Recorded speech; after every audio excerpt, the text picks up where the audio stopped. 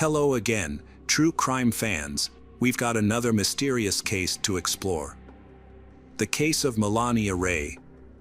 This is the story of Melania Ray, a striking woman who was a drill instructor in the Ken Regiment at the time of the incident.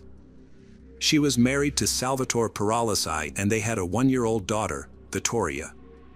The family lived in a small village called Oscolaquina, near the San Marco Plateau in Italy. At this time, tourists walking along the paths below the mountainside could not see the flowers that usually bloom on the plateau because the snow had only recently melted.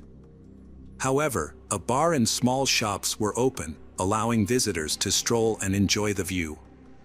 The tragedy occurred on Monday, April 18, 2011, around 3 p.m. On that day, Salvatore arrived in the area with his young daughter after parking his car nearby. He entered a small bar, used the restroom, and then asked the locals if they had seen his wife, Melania. She had recently given birth and had gone missing. At the time, she was 28 years old, athletic, and had long dark hair. When Salvatore learned that no one had seen Melania, he became more anxious, pacing back and forth. He eventually broke down in tears, expressing his fear that his wife had been kidnapped. The people there decided to support him and his daughter by helping to search for Melania. They went out onto the porch and walked along the path from the parking lot to the bar, hoping to find any sign of her, but they found nothing. The Salvatore explained that earlier that morning, he had been with his wife. After lunch, they went to the plateau, where he played with his daughter near the swings in the playground.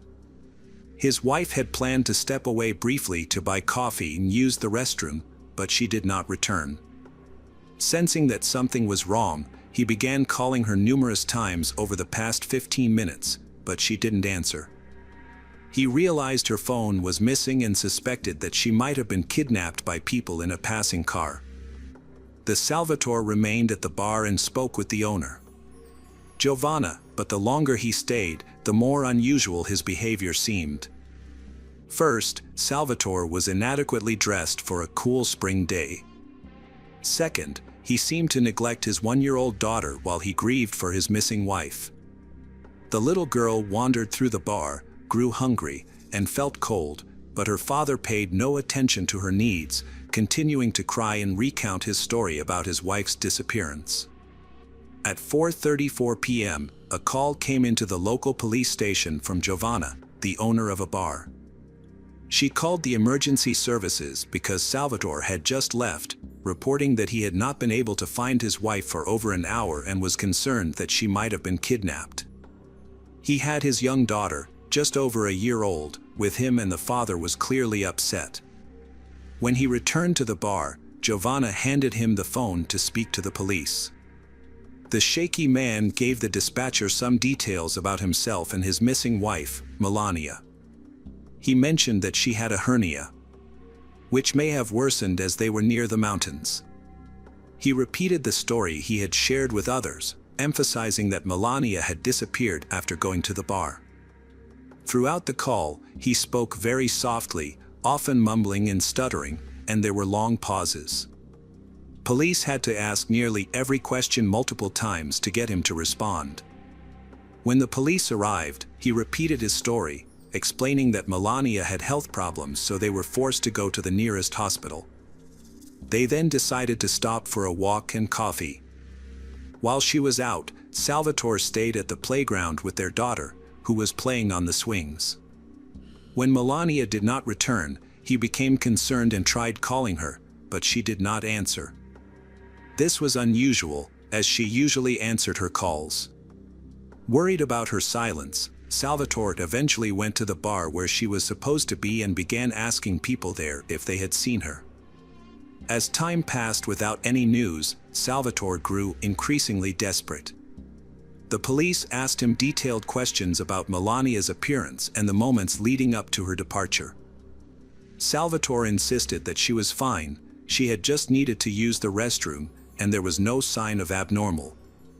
At the scene, the police verified Salvatore's identity and began their investigation. They first conducted a quick analysis of his phone data, looking into his recent interests and searches to evaluate his credibility. The police learned about Salvatore Paralisi, born on August 28, 1987, in the province of Naples, Italy. At the time Melania went missing, he was with their daughter in Felina. His wife, Melania Ray, was born on May 24, 1982, in another small town in the province of Naples. Since both were military personnel, the Carabinieri promptly contacted their military unit for further information. To assist Salvatore, a friend of his who was also a police officer arrived at the scene. He wanted to help Salvatore take care of Vittoria. Eventually, the police were able to gather all the necessary information and then released Salvatore and his daughter. Melania's relatives were notified of the situation shortly after. They rushed to the scene to learn more about what had happened and assist in the search for Melania. During discussions with police, Salvatore acted unusually. As a military man, he knew it was important to provide accurate information to the police to help find his wife quickly. Instead, he dodged questions and slowed down the investigation. Police had to ask him for Melania's cell phone number 3 or 4 times before he shared the information. The police wanted to track Melania's mobile phone to locate her and track her movements. There were only 3 busy walkways between the bar and the playground. One was more than 100 meters long and was mostly visible from the kiosk cameras. The second was much longer and led to the War Memorial, a destination that often has a lot of people passing by. The third walkway, 150 meters long, was also closely monitored by cameras. Surprisingly, however, nothing was seen. The cameras did not record any footage of Melania, raising doubts about whether she had been in the area that day. Data shows that Melania's cell phone was last active at 2:45 p.m., just before she went missing. The activity was near the location where she had been staying with Salvatore and Vittoria. Unfortunately, this information did not lead to any further details. The only hope for the search lay with the National Mountain Rescue Service. Experts were called in to help, bringing equipment and sniffer dogs. Dogs' sense of smell is so acute that they can follow a scent for up to 20 days after being left behind. The dog quickly oriented itself and followed the asphalt road to the monument. At that point, the trail appeared to end, suggesting that Melania may have gotten into the car and driven away. However, Salvatore later mentioned that they had been in the area just over a week ago. This leaves 2 possibilities. The dog was following Melania's old scent, or she had actually been abducted. Afterward, the police took Salvatore to the station for questioning. There, he recounted all the details of the day leading up to Melania's disappearance. According to him, she visited a physiotherapist around 11:30 a.m. They then went to a supermarket and later visited the San Marco clinic, where doctors diagnosed her with an inguinal hernia. After lunch, they returned home to change clothes before going for a walk with their daughter. Salvatore noted that they had been in the area for the past month, making Melania very familiar with the territory. Salvatore mentioned that he and Melania had gone to a bar together during their visit. After gathering all the necessary information, the police sent Salvatore home. The main theory of the police was kidnapping, based on information gathered with the help of sniffer dogs. They believed that Melania had approached the road, was abducted, and her trail suddenly ended. All the evidence suggested that she may have been forced into the car. In May, Salvatore appeared on television to share his story, revealing new details. He mentioned that he and his wife had a small picnic near the War Memorial and were relaxing there on the day she disappeared. Salvatore also described the clothes and accessories Melania was wearing when she went missing. Interestingly, he noted that she did not have her handbag with her personal belongings at that time. She was wearing casual clothes and several gold ornaments. However, it was puzzling how a responsible woman could embark on a long trip with a child without any preparation or a handbag. She didn't even have money or cigarettes, which she usually smoked. Melania also forgot to bring a milk bottle and clothes for her daughter. Another point of confusion was how she could have gone to the bar to buy her husband coffee if she had no money. Salvatore's statements became increasingly contradictory, leading to suspicions that he might be lying. With these concerns in mind, the police decided to question Salvatore again to learn more. Salvatore claimed that they had a strong relationship and that they sometimes disagreed on various issues. But these disagreements never escalated into conflict. In general, they had a great, strong family, which was confirmed by relatives and friends. Therefore, the Salvatore was released. The next day, Melania's relatives arrived in town and stayed at a small apartment near the Salvatore home. Although exhausted from the trip, they made it a priority to visit the police station to ask about the investigation. They provided any information that could help locate Melania as quickly as possible.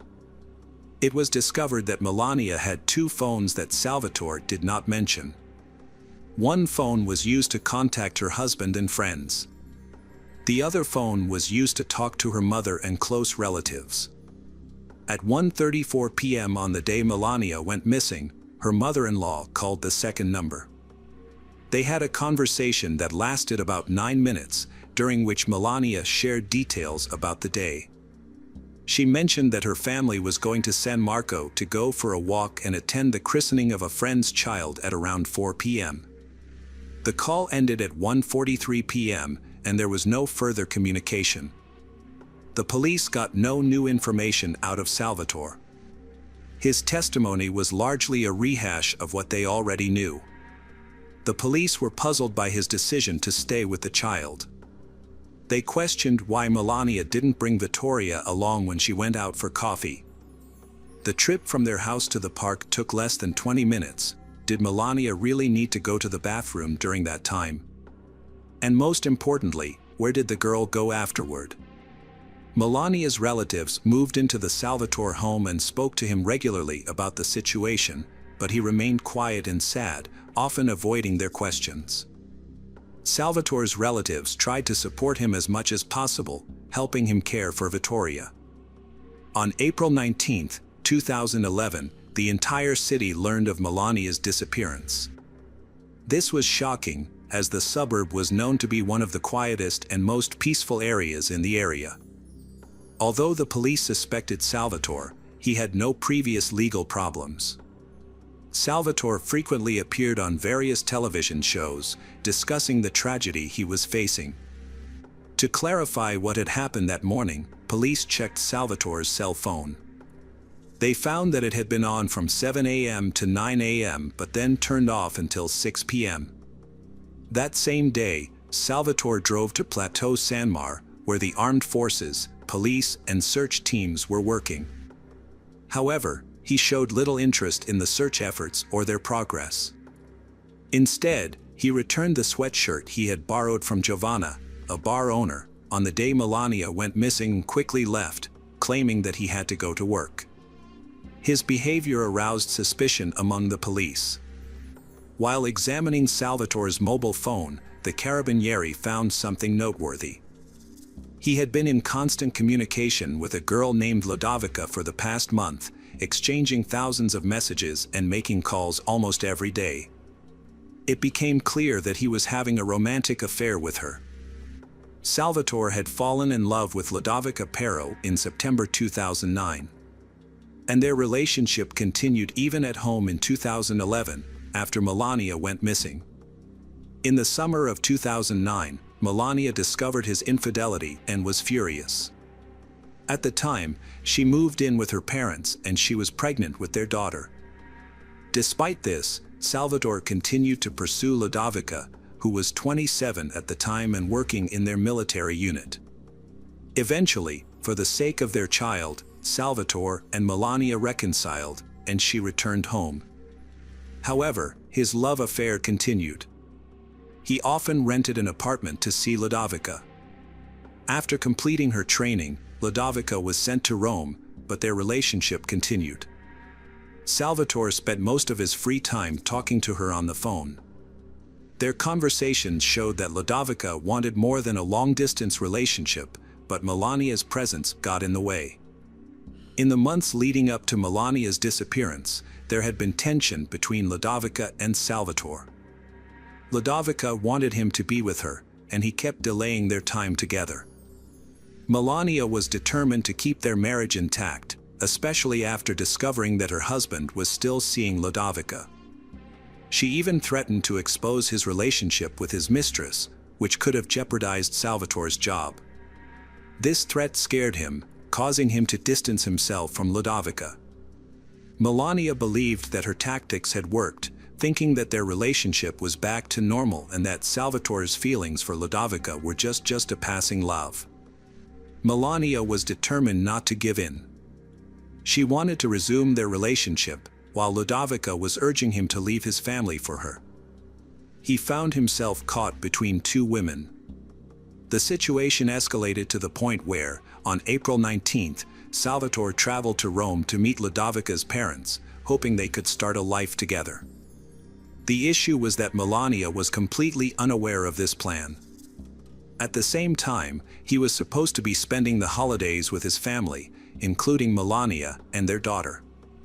Just a day before this meeting, however, his wife went missing. This turn of events seemed very suspicious, as love triangles rarely have happy endings.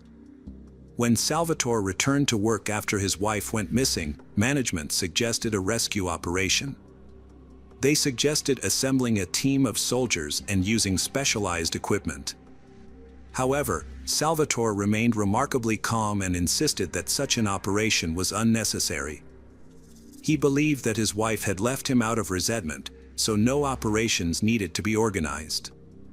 Salvatore then deleted his social media accounts, which he had used to communicate with Ludovica. This led the police to discover a potential motive for the crime. By now, the crucial time to find the missing person alive had passed. The police took the situation seriously and concluded that they had no chance of finding Melania alive. The search dog used in the investigation did not detect new traces or scent of Melania. On April 23rd, police received a call from an unknown man who identified himself as a mushroom picker. He reported seeing the body of a woman 17 kilometers from Felina. Police arrived at the scene shortly after. The body was found to be Melania's. Forensic experts discovered multiple injuries on her body during the autopsy. These injuries were consistent with stab wounds caused by small knives, mainly to the head and neck. There were also injuries to her chest and some self-defense wounds. Although Melania was not raped, significant evidence was collected from the scene, including her cell phone, a bloody lighter, a water bottle, and traces of a small car. The most important piece of evidence was a grocery store receipt from the morning of April 18th. Additionally, insulin syringes were found nearby, suggesting that Melania may have been abusing drugs. However, a toxicology report confirmed that there were no traces of alcohol or illegal drugs in Melania's system. The police received information from Salvatore about an interesting coincidence. A few days before Melania went missing, she and her husband had an intimate encounter in the same area behind the kiosk where her body was later discovered. Somehow, this information reached Ludovica, who was furious, having been lied to. He had repeatedly assured Ludovica that he was no longer intimate with his wife. This revelation only added to the complexity surrounding their relationship. However, on the day of their encounter, it was snowing and very cold, making it unlikely that they would engage in intimate relations outdoors. Additionally, it was known that Melania was experiencing pain from an inguinal hernia at that time. Given these factors, the narrative of a passionate encounter at the kiosk doesn't seem reasonable. However, this is just an assumption that needs to be proven. The police conducted a thorough search of the surrounding area for any traces of blood. They discovered various pieces of evidence, including shoe prints. In order to gather more information about the suspect, it was important to determine who was in the area at the time of the victim's death.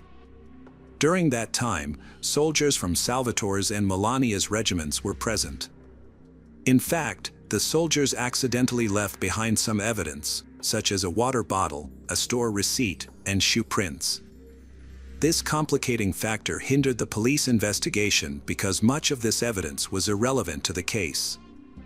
Additionally, the soldiers reported that they did not see anyone suspicious that day and confirmed that no body was present. The police decided to examine Ludovica more closely. They discovered that she did not leave the barracks on April 18th to 19th, providing her with a solid alibi for the time of the crime. Ludovica also shared crucial information, stating that on April 17th, she had spoken with Salvatore about their relationship. During this conversation, Salvatore mentioned that his wife was cheating on him. It was revealed that Ludovica was not Salvatore's only affair. He had previous relationships with other soldiers and women. Although Ludovica was aware of this, she did not consider it significant. Ultimately, it was uncovered that the Salvatore had been involved with several women simultaneously. Salvatore was aware that the police had obtained this information and feared it could be seen as a motive for the murder of Melania. To gather evidence against Salvatore, police installed a wiretap in his car and also eavesdropped on his telephone conversations. This yielded crucial information. Salvatore often talked to himself in the car about his wife's murder, raising suspicions of his involvement in Melania's death. Police obtained permission to search Salvatore's car with luminol, discovering traces of blood inside. Samples were sent to a lab, and subsequent testing confirmed the blood belonged to Melania. Meanwhile, the prosecutor's office was developing its theory to understand the motive behind the crime. They believed that Melania was a controlling person who harbored deep resentment towards her husband for his many betrayals, yet she kept him around for the sake of their child. This constant pressure worsened their situation. He sought an escape by starting a relationship with Ludovica, who also exerted pressure on him. In this relationship, he felt like a third wheel, leading him to consider getting rid of his difficult wife. Forensic experts have submitted their full report, confirming the findings of the medical examiner. They determined that Melania died between 2 p.m. and 3 p.m. on April 18th, from 35 stab wounds. It is likely that the attack occurred while she was urinating, as evidenced by her squatting position and an empty bladder. The attacker probably approached her from behind and struck when she least expected it, leaving little chance for her to defend herself.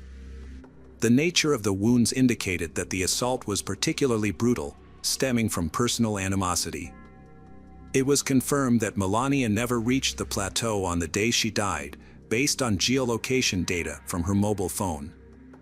The prosecutor's office believed they stopped near the kiosks in the pine forest, where they allegedly engaged in sexual intercourse. This occurred around 2:30 p.m., and it was at this point that Salvatore unexpectedly attacked and killed Melania. Afterwards, he returned home, changed his clothes, took their young daughter, and went straight to San Marco, where he entered a bar and pretended to be a heartbroken husband whose wife had left him. Despite his claims of innocence, the jury found the evidence against him compelling. As a result, Salvatore Paralisi was convicted and sentenced to 20 years in prison. He was also ordered to pay €2 million to Melania's family. Salvatore maintains his innocence and is currently serving his sentence in a reformatory in Milan. Custody of Melania's daughter was given to her family. Now 13, Vittoria has expressed her desire to change her last name to her mother's. She does not visit her father and would rather he not know about her choices. Hello, crime enthusiasts, are you ready for another chilling investigation? The case of William Lewis Reese. On May 16, 1997, 19-year-old Sandra Sapau stopped at a gas station in Webster, Texas to make a phone call from a pay phone. After making the call, she got back in her car and started driving, but soon discovered that her tire was flat. Sandra was forced to stop and was considering her options when a man in a white truck, who had been following her, stopped to offer help. The man appeared to be a kind stranger, and Sandra accepted his offer and got into his truck. The man restrained Sandra inside the truck and bound her wrists, then continued driving along Interstate 45. Sandra was terrified at this point and discovered that the truck doors were unlocked. Despite being pregnant, she was forced to jump out of the truck to escape her attacker. Unfortunately, he grabbed her, causing her to be dragged for several miles on the sidewalk. She eventually escaped, but was seriously injured.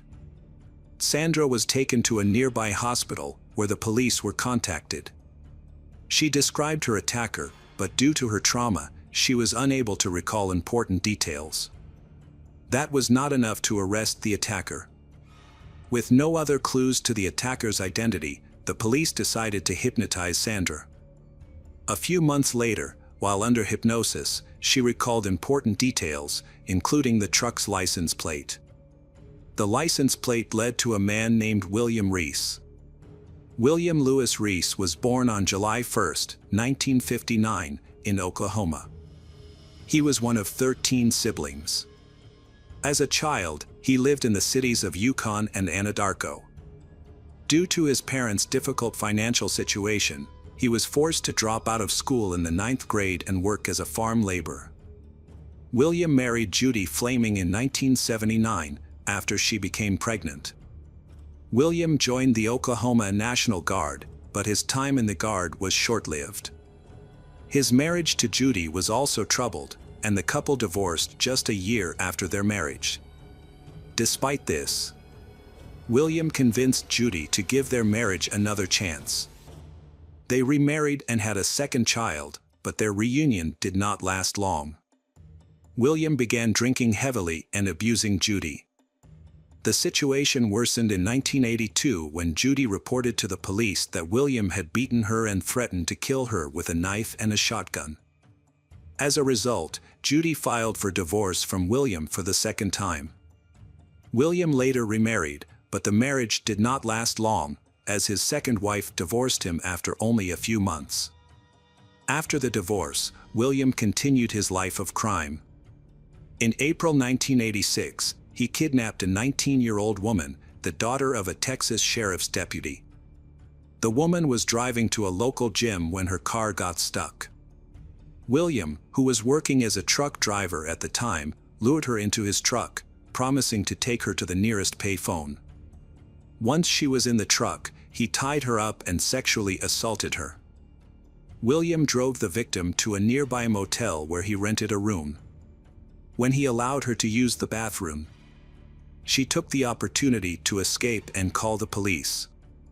William was arrested and charged but released on bail, but a month later he attacked another woman and was arrested again. He was then tried for both crimes, convicted, and sentenced to 25 years in prison. However, William appealed the conviction and had his sentence reviewed. The review found flaws in his case, leading to a reduction in his sentence. As a result, he was paroled in October 1996, after serving only 9.5 years of his original sentence. William moved to his mother's house in Anadarko, Oklahoma, after his release from prison. He then regained his driver's license in early 1997 and moved to Houston, Texas. There, William attempted to kidnap and sexually assault Sandra Sapau.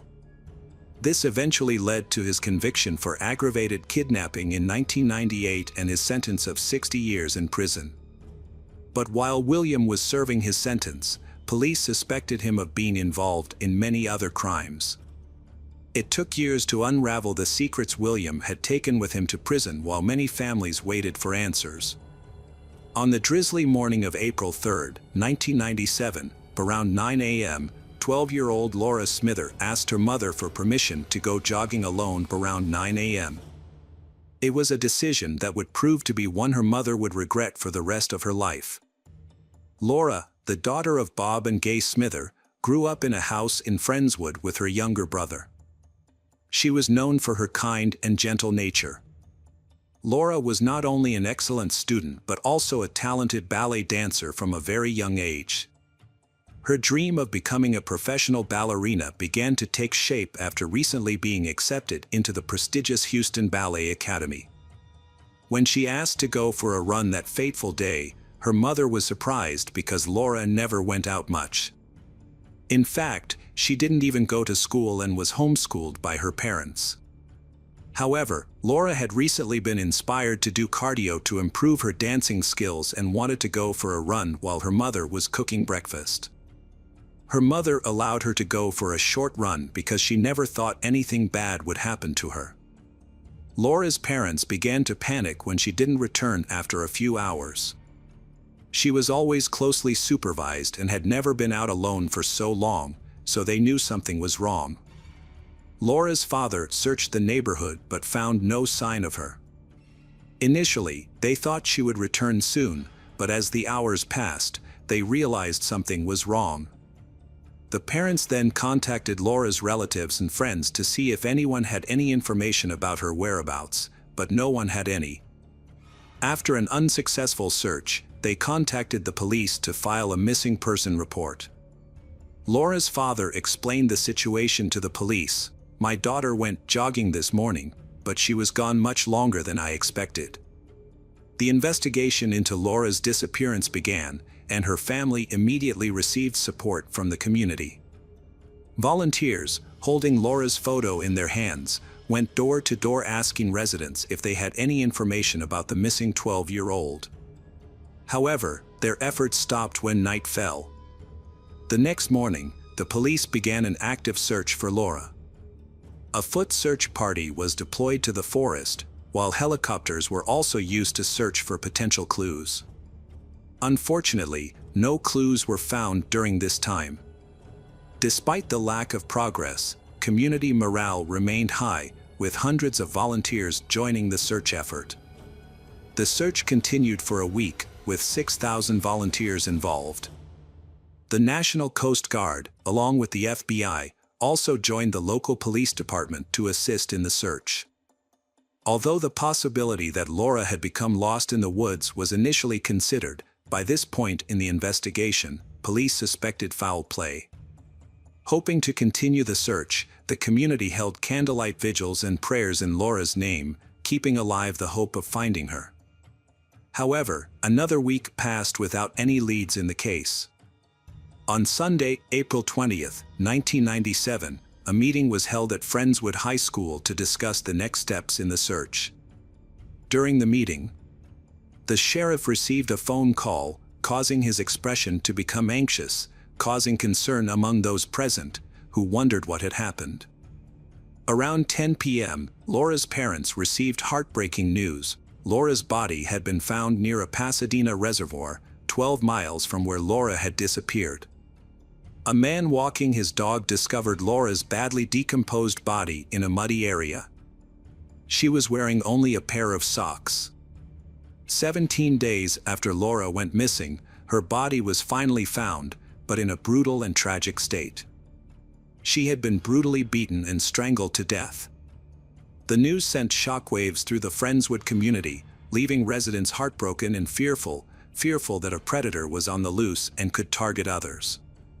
Determined to catch the perpetrator, the police acted quickly. However, they had no information about the person responsible for this heinous crime. In an effort to gather leads, they began interviewing local sex offenders. Soon, William Lewis Reese came to their attention. William, 38, was working at Windsor Estate in Friendswood as an equipment operator. Curiously, on the day of Laura's disappearance, he left work around the time Laura went missing and returned 30 minutes later. However, even after an extensive investigation, police found no solid evidence linking him to the crime. As a result, the case remained unsolved for many years. Kelly Cox was a 20-year-old student who went on a field trip to the local Denton prison on July 15, 1997, with her classmates for a criminology class. Before entering the prison, she parked her car in the parking lot across from the police station and hid the spare key in a magnetic box under the car. Following the professor's instructions, she locked her other belongings, including her cell phone, in the car. After completing the prison tour at noon, Kelly quickly left because she had to take a test that day at the University of North Texas, where she was a student. Kelly tried to leave by unlocking the car door with the spare key. But it did not work. She had checked the key the night before and it was fine. Kelly was unable to use her cell phone, so she went to a nearby gas station to use a public phone to call her boyfriend, Lawrence Harris III, for help. After the call, she went inside the gas station, bought a drink, and disappeared. Lawrence arrived about 45 minutes later, but Kelly's car was still in the parking lot and she was nowhere to be found. Her keys and key fob were also missing. Lawrence searched for Kelly but could not find her. He then called Kelly's mother to check if she had returned home, but she had not. At the time, the situation seemed suspicious, but Kelly's family decided to wait a little longer to see if she returned. However, their concerns grew as time went on. By 5:30 p.m., they believed something was wrong. This was the time Kelly was supposed to pick up her 19-month-old daughter, Alexis, from her babysitter. Knowing Kelly was a responsible mother, they realized that it was unusual for her to miss this appointment or not arrange for someone else to pick up Alexis. After the missing persons report was filed, police immediately began searching for Kelly. As is standard procedure in missing persons cases, they began questioning those closest to her.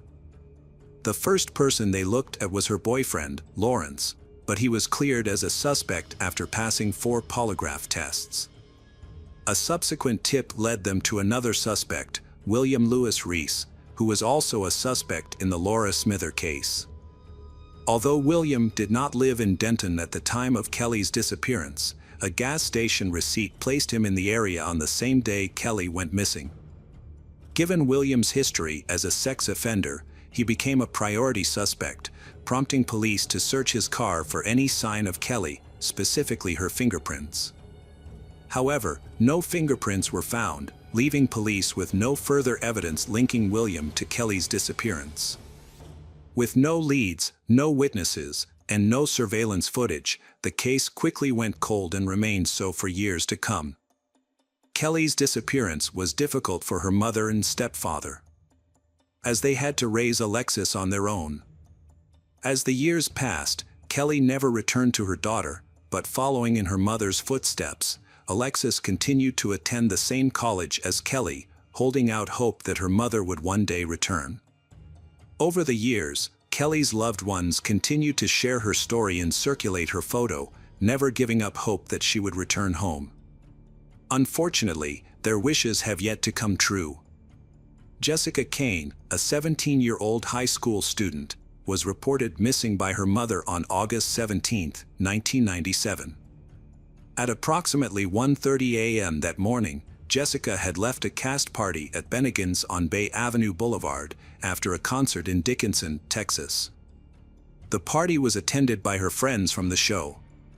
When her mother found out that Jessica had not returned home, she began calling the friends who had been with her that night. They confirmed that Jessica had left the party but had not returned home.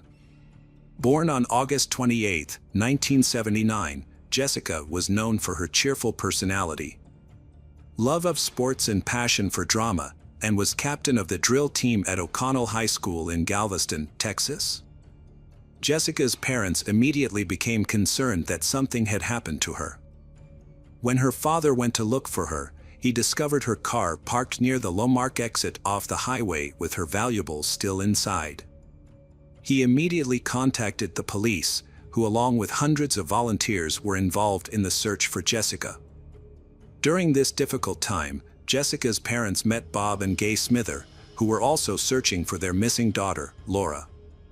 Laura Smither's family, who were also going through their own horrific nightmare, remained steadfast in their support of Jessica's parents and joined the search. Despite the efforts of the police and community to find Jessica, no sign or evidence of her turned up. The police began to suspect foul play and thought the chances of finding Jessica alive were extremely low. After weeks of searching, the case was dropped. But Jessica's family never gave up on finding answers. We are being forced to learn patience, an extremely difficult lesson, to wait, to be calm, and to trust in God. Tiffany Johnson was a 19-year-old woman who went missing on July 26, 1997. Her car was found abandoned at a car wash in Bethany, Oklahoma, but there was no sign of her. Born on April 6, 1978, to Michael and Kathy Dobe, Tiffany is the youngest daughter in her family. She is very close to her family, especially her mother. Tiffany grew up as a cheerful and active girl in a small town. She enjoyed spending time outdoors, often helping her grandfather with his gardening and taking care of plants. After graduating from high school in 1996, Tiffany married Ryan Johnson in 1997 and moved to Bethany, Oklahoma with him. To save money for college, she took on 2 jobs while planning to enroll in Oklahoma State University and study botany. However, her plans never came to fruition. On July 26, 1997, Tiffany finished her part-time shift at a restaurant around 2 p.m.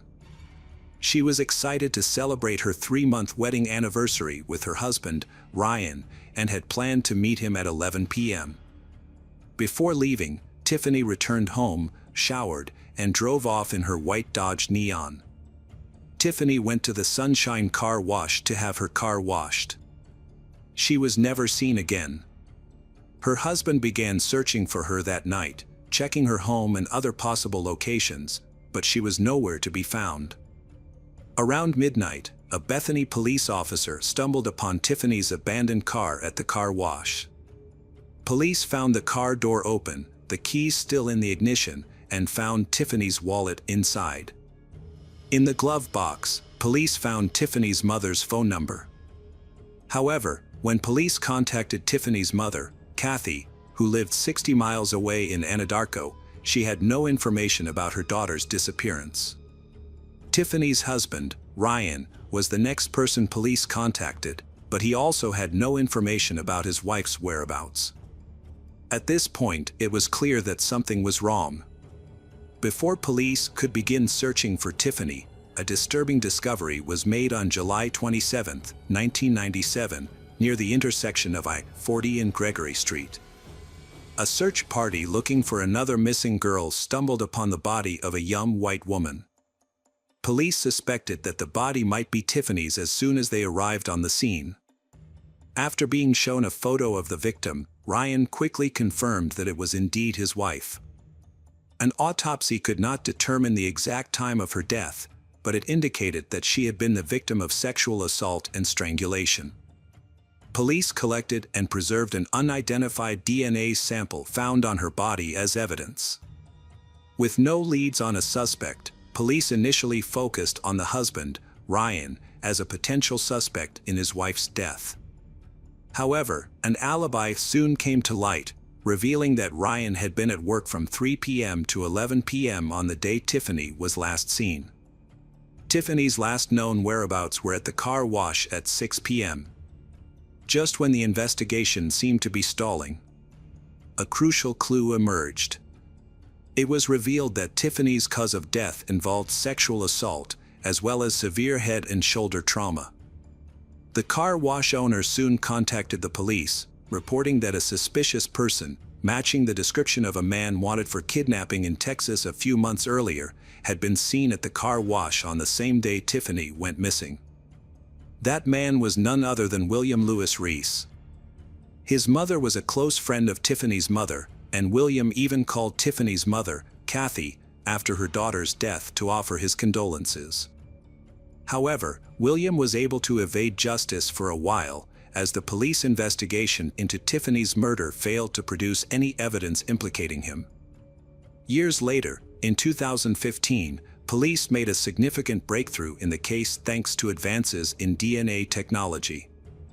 A DNA sample collected during Tiffany's autopsy was retested and matched a profile in a national database, known as CODIS, linking William to the crime. William was then charged in Oklahoma City with Tiffany's 1997 kidnapping and murder. Just as his trial was about to begin, William suddenly confessed to other crimes in an attempt to negotiate a deal with the prosecution. William had eluded police for nearly 19 years, despite having a serious criminal history, including armed kidnapping. Police suspected him of murdering Laura Smither and of being involved in the disappearances of Jessica Kane and Kelly Cox. To confirm their suspicions, they showed him photos of the three victims. William quickly admitted responsibility but denied any sexual motive behind the crimes. William agreed to reveal the location of Kelly and Jessica's remains in order to avoid facing the death penalty. In April 2016, he led police to a site in a Houston pasture where human remains were discovered.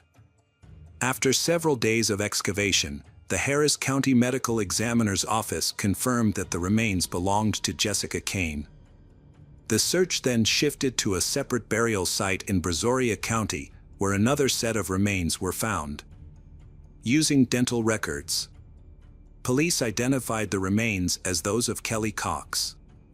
The trial for the murder of Tiffany Johnston took place in May 2021 in Oklahoma County District Court.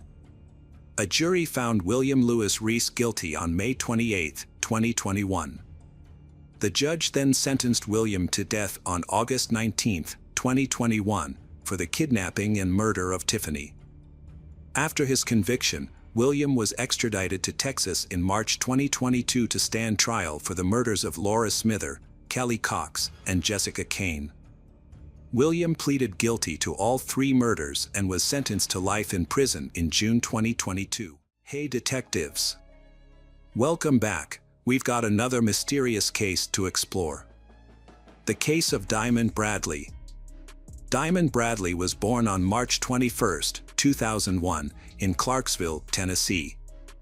She has an older brother named Quan, who was 3 years her senior. After her parents, Doris and Philip, separated, forcing Doris to find a quieter and safer environment for her children, away from the hustle and bustle of the city. She moved her children, including Diamond's sibling Quan, to Spring Valley, Illinois, a small town where relatives are also there. This allowed Diamond and Quan to grow up with their cousins. Spring Valley is a small town located along the Illinois River with a population that was around 5,000 in 2002. Unlike larger towns, Spring Valley has no big shopping malls or tall buildings, but everyone there is very close-knit, relying on each other's support. Doris worked as a cook at a local nursing home for over 15 years, allowing her to provide for her children as they grew up.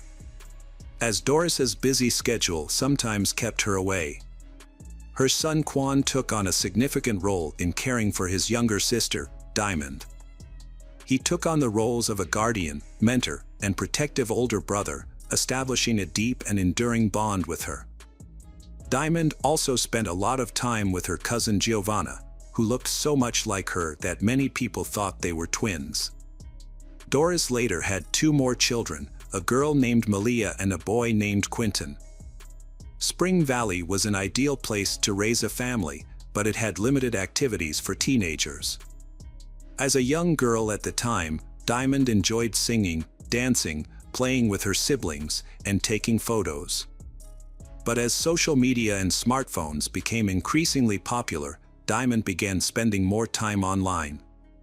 She gradually began seeking out online friends and connections for social interaction and entertainment purposes. By the time she was 13 years old in 2014, Diamond started actively posting a variety of content on her social media page. Diamond shared her personal life on social media, including her relationships and social engagements. She was especially close to her family, particularly her mother, and often expressed her love and affection for them online. As she entered adulthood, she used social media to seek advice or simply express her thoughts and feelings. She was not immune to the typical struggles of adolescence, sometimes finding it necessary to confide in others or experiencing overwhelming distrust. Although Diamond's family members, including Doris, interacted with her social media posts, she longed for attention and engagement from her peers. Since she had few friends in Spring Valley, her interest in boys started to grow, and she used social media as a digital diary to express her thoughts and feelings. She frequently posted updates, sometimes multiple times a day, allowing others to follow her life and thoughts. During this time, Diamond was very close to her family, but sometimes she felt an overwhelming sense of emptiness and disconnection.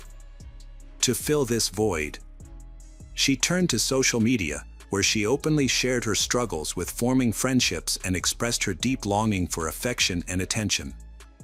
Through her posts, and her longing for affection and attention. Through her posts, Diamond openly expressed her honest thoughts and feelings to anyone who would listen. Diamond was a high school student who had recently started dating Nicholas Nelson, and the two seemed like a perfect match. They spent a lot of time together and genuinely seemed to be in love. Despite her youth, Diamond had big ambitions. She wanted to pursue a career in nursing. The Diamond household was filled with love and laughter on January 23, 2018, as friends and family gathered to celebrate Doris's birthday. The evening was filled with warmth and joy, complete with a festive cake, music, and the company of dear loved ones. Doris completely did not foresee that her life was about to change suddenly and tragically. As the party came to a close, guests began to leave around 10 p.m. Doris told her daughter, Diamond, good night, and Diamond went to take a shower. The next morning, Doris got up, just before 7 a.m., to prepare breakfast and get the younger kids ready for school. However, when she went to wake up Diamond, she was nowhere to be found. Her bedroom upstairs was vacant as well. Initially, Doris was not worried, because she understood her daughter's hobby of running to the nearby gas station to buy coffee in the morning. However, as time passed and Diamond still hadn't returned, her worries increased. Diamond does not have his own car, and the weather outside is wet with snow and wind, so won't be able to go for a walk. When Doris tried to call Diamond, her calls went straight to voicemail, which was unusual. By 8:30 a.m., DeCoyne, Diamond's father, arrived at her house as they had previously arranged.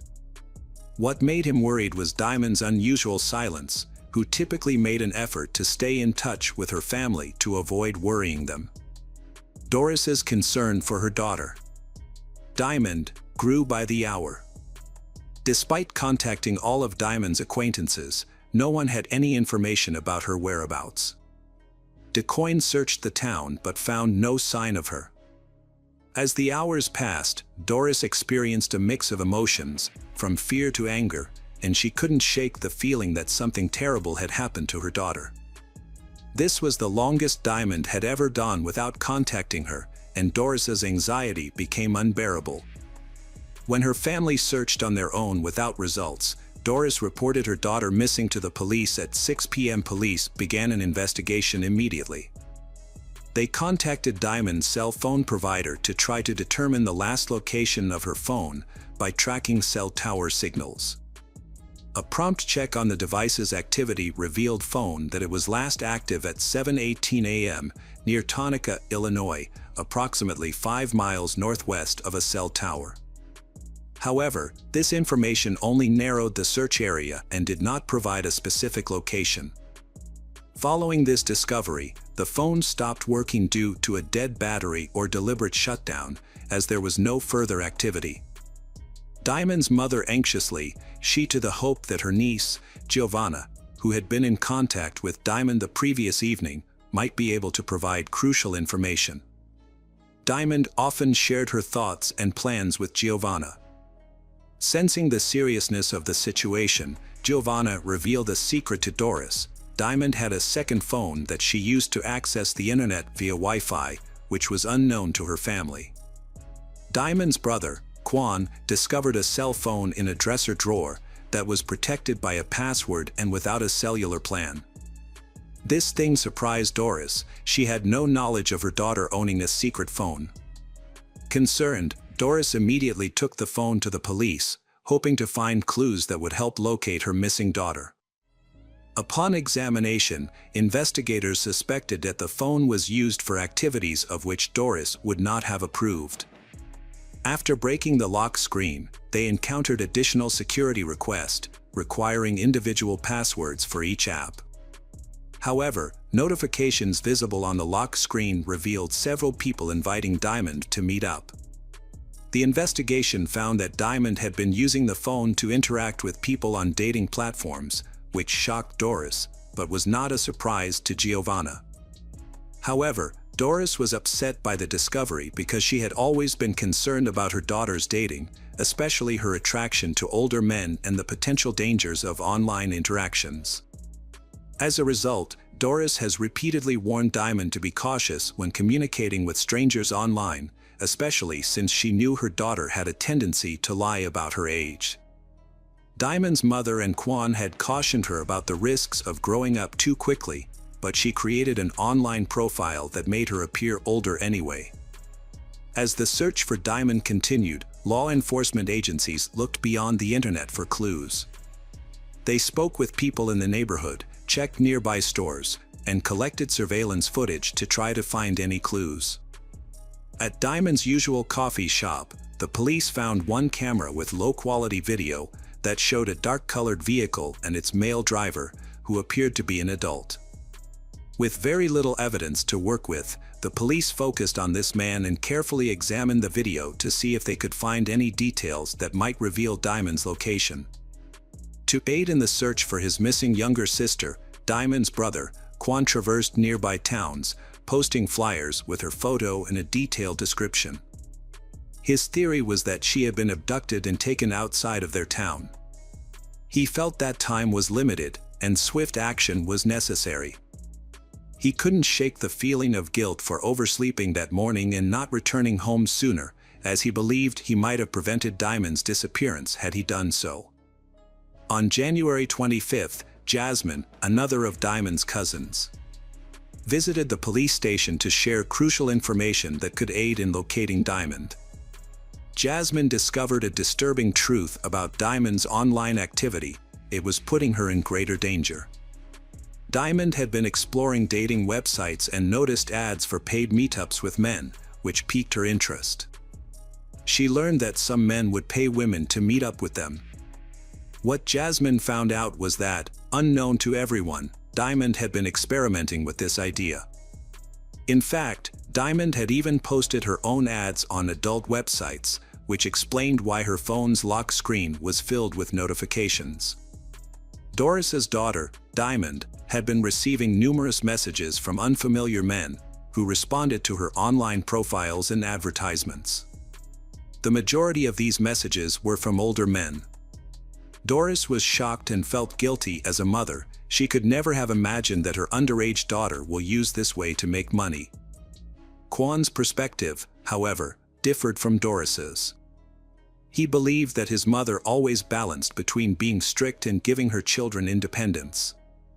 Diamond may not have understood the severity of her actions. She may have thought that she would be paid for spending time on dates, especially with older men who she thought would be more generous. She was exploring life with the curiosity and inexperience of youth, unaware of the hidden dangers on those digital platforms. The temptation of easy money for social activities online can be particularly enticing for young girls. The police knew that many young people in Spring Valley felt trapped in a dull routine, spending most of their free time on the internet, a world that their parents didn't fully understand. As a result, many parents were unaware of the online risks their children faced every day. The local police asked the FBI for help in analyzing data from Diamond's main phone to track her movements on the day she disappeared. With the FBI's advanced resources, they were able to map out Diamond's route, indicating she was likely in a moving vehicle due to the speed of her movement. Investigators then reviewed nearby surveillance footage and found 13 vehicles that matched the time and location, but unfortunately, the poor image quality made it impossible to read the license plate numbers. As detectives examined Diamond's digital communications, they focused on her interactions on dating apps and social media platforms. A key clue was a message Diamond sent on the morning of her disappearance to a 26-year-old man known as Jay. He confirmed that he had a romantic connection with Diamond, but stated that he ended contact after learning her true age on the morning of January 24th at 6 a.m. Earlier that morning, Diamond had invited Jay to meet at an IHOP restaurant, but she quickly rescinded the invitation, apologizing and claiming she meant to send the message to someone else. Jay responded with a harmless smiley face at 6:40 a.m. Not long after, Diamond sent a disturbing message saying, "She dying." Doris was consumed by anger and desperation after learning Jay was the last person to see her 16-year-old daughter, Diamond. In her distress, she quickly accused Jay of harming her child. However, Jay had an alibi. He claimed to have spent the entire night at home playing video games with a friend. Although Jay was initially hesitant to reveal the friend's identity, he eventually disclosed that it was Giovanna, Diamond's cousin. This information complicates the investigation, and it also does not help investigators find Diamond. Investigators refocused on the black Jeep, finding more surveillance footage, showing it heading to Putnam County, where Diamond's phone signal disappeared, either because the phone was turned off or the battery ran out. The vehicle became central to the investigation, as authorities believed it could reveal what happened to Diamond. However, the situation took a dire turn on January 27th, 3 days after Diamond was reported missing, when the Putnam County Sheriff's Office received a concerning call before noon. A pedestrian walking down Pebble Path in Granville Township found the body of a young African-American woman in a ditch beside the road. When the head of Putnam County authorities arrived, they realized the woman's death was no accident. She had been intentionally killed. Her body showed multiple wounds on her back, stomach, legs, arms, and hands. The discovery prompted the police chief to recall a recent missing person report from Spring Valley that matched the woman's description, leading him to make an urgent call. The area where Diamond's body was found was a rural landscape covered in snow, with cornfields on either side of a narrow path. The nearest house was several miles away. Unfortunately, part of her body was submerged in water from a brook flowing through a ditch. A close examination of her remains revealed defensive injuries, indicating that she fought back fiercely until the very end. Following this heartbreaking discovery, the lead detective had the difficult task of informing Diamond's family about her tragic death. At 7 p.m., police arrived at the doorstep, and Doris immediately had a foreboding feeling, a sense of impending sorrow. Even before the police spoke, indication of a mother's intuition sensing something was terribly wrong. Kwan came home to an atmosphere of unimaginable grief, faced the harsh reality that Diamond is gone forever. The devastating news that she had been found deceased was too much for him to bear, causing him to faint. When the news spread through the small community, everyone was deeply shaken. Many were worried about letting their children play outside, fearing the suspect might be nearby. To aid in their search, investigators closely examined the security footage of a black Jeep, focusing on key details. The police sought the expertise of a specialized automotive shop, and a technician carefully reviewed the footage. The technician was able to identify the Jeep as a specific model year of the Jeep Wrangler. With this new information, the police searched their databases for Jeep owners in the area who matched the suspect description. After contacting several owners of similar Jeeps, the officers visited a house a few kilometers north of where Diamond's remains were found. When they arrived, a woman answered the door and told them the owner of the black Jeep had moved to a different town called Stander, but unfortunately, she didn't have their new address.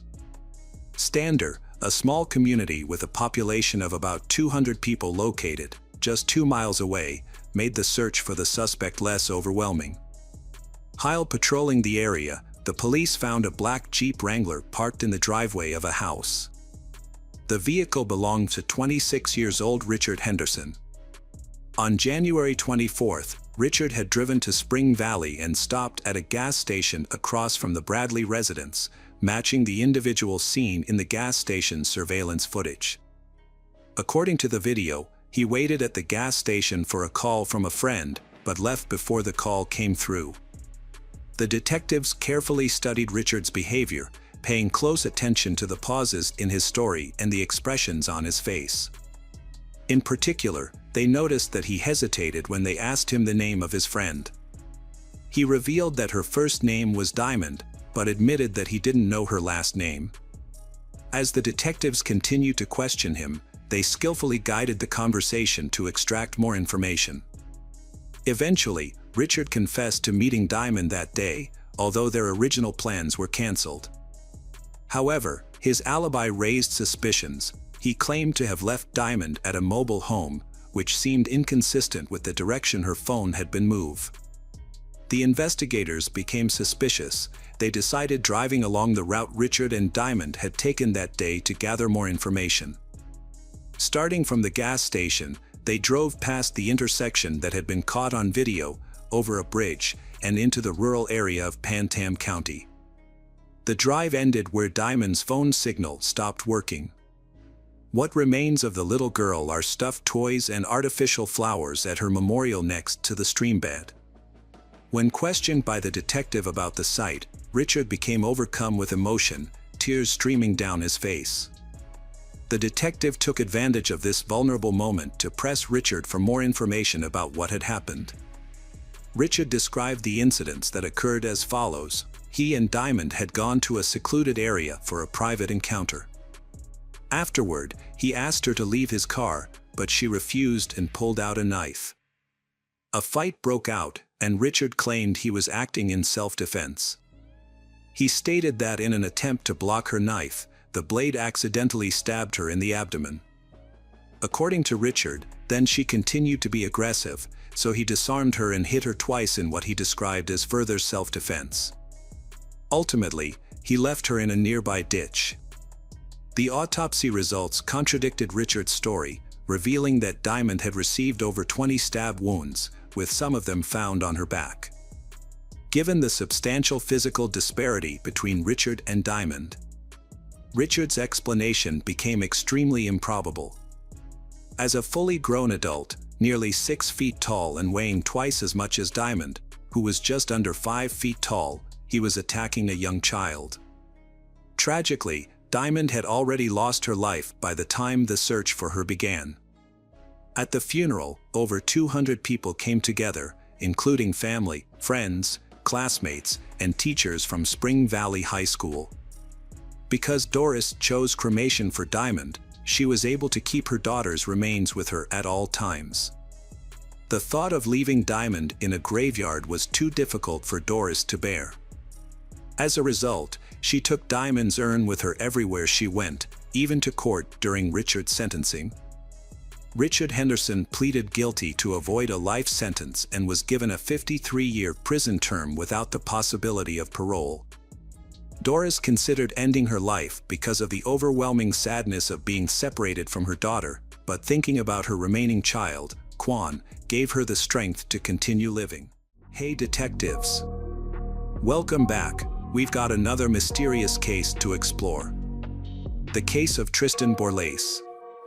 Jeffrey Borlase, Tristan's father, was born on April 16, 1975.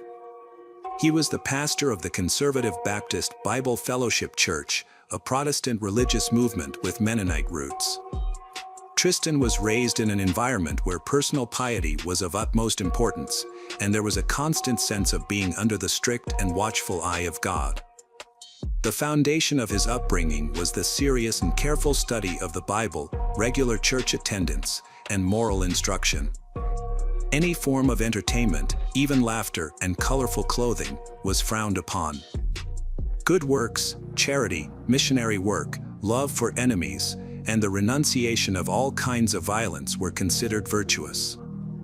Jeffrey was raised by his father, Pastor Harry Boras, and developed a kind, loving, gentle, and patient personality. As a young man, Jeffrey got a summer job at the Big Surf Water Park in Missouri. On his first day, he met Tanya, a charming and meek girl of the same age. They shared similar views and upbringings, having grown up in families where Christian values were paramount. Tanya, a patient, humble, and selfless girl, saw in Jeffrey an ideal future husband and caring father. She gave him a picture of an elderly couple holding hands, saying that would be them one day. Kathy, Jeffrey's mother, fervently prayed that God would bless her son with a wife who loved the Lord wholeheartedly. She believed her prayers were answered when Jeffrey married a young woman who shared their strong Christian faith. The newlyweds' family became a continuation of the ideals they were raised with. Tanya carefully preserved the cherished photograph of the family in their album.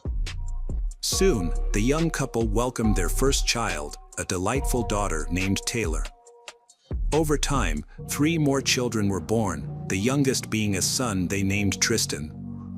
Taylor became a caring and supportive big sister to her siblings. She was especially close with her younger brother Tristan, and they bonded over shared interests like sports, music, and mischief. The family believed that raising children meant nurturing their spiritual growth and fostering a connection with God. As the original 4 children grew older, the parents decided to expand their family by adopting 4 more boys from an orphanage, fulfilling their Christian obligation. Open, loving, and friendly to everyone, the family becomes more crowded. According to the family's religious beliefs, children were prohibited from using cell phones and social media until a certain age, and asceticism in needs and desires was encouraged. The children were prohibited from dating girls until the end of high school, that is, until the age of 18. The study of the Bible and other religious matters were mandatory. Otherwise, the children would grow up like any other child. The parents did not distinguish between their native and adopted children. They all received the same attention, care, and affection. Tanya created a harmonious atmosphere and carefully monitored the internal order and relationships between siblings. She prayed a lot and did good deeds.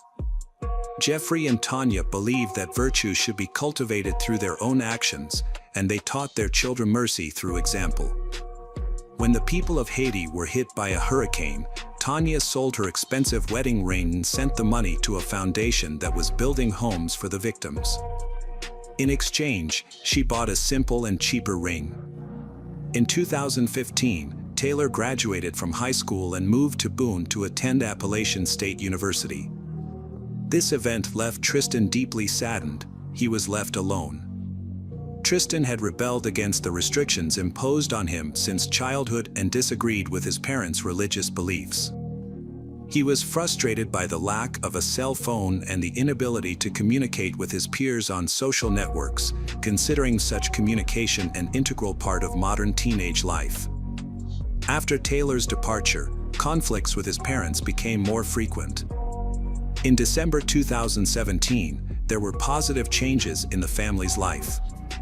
Jeffrey, his wife, and their children moved to a new house with a large lot in Deep Gap, Watauga County, North Carolina.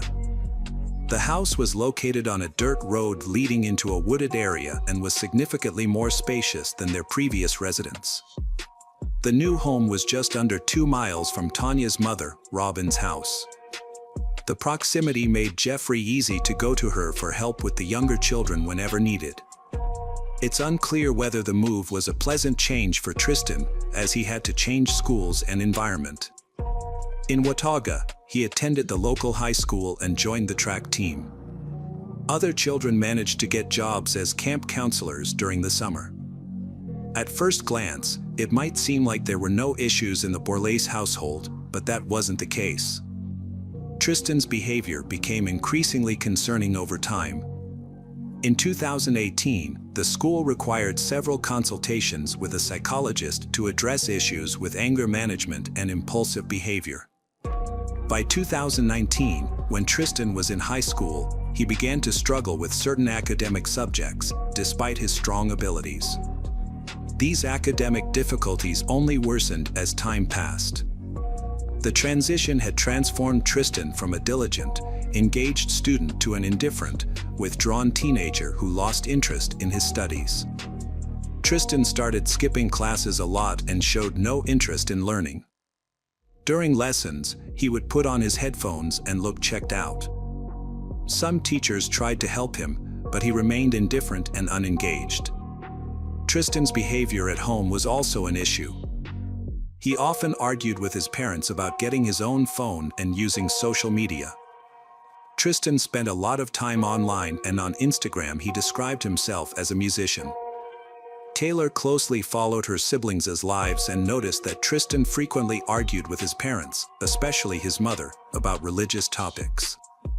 She also learned that Tristan had other issues at school.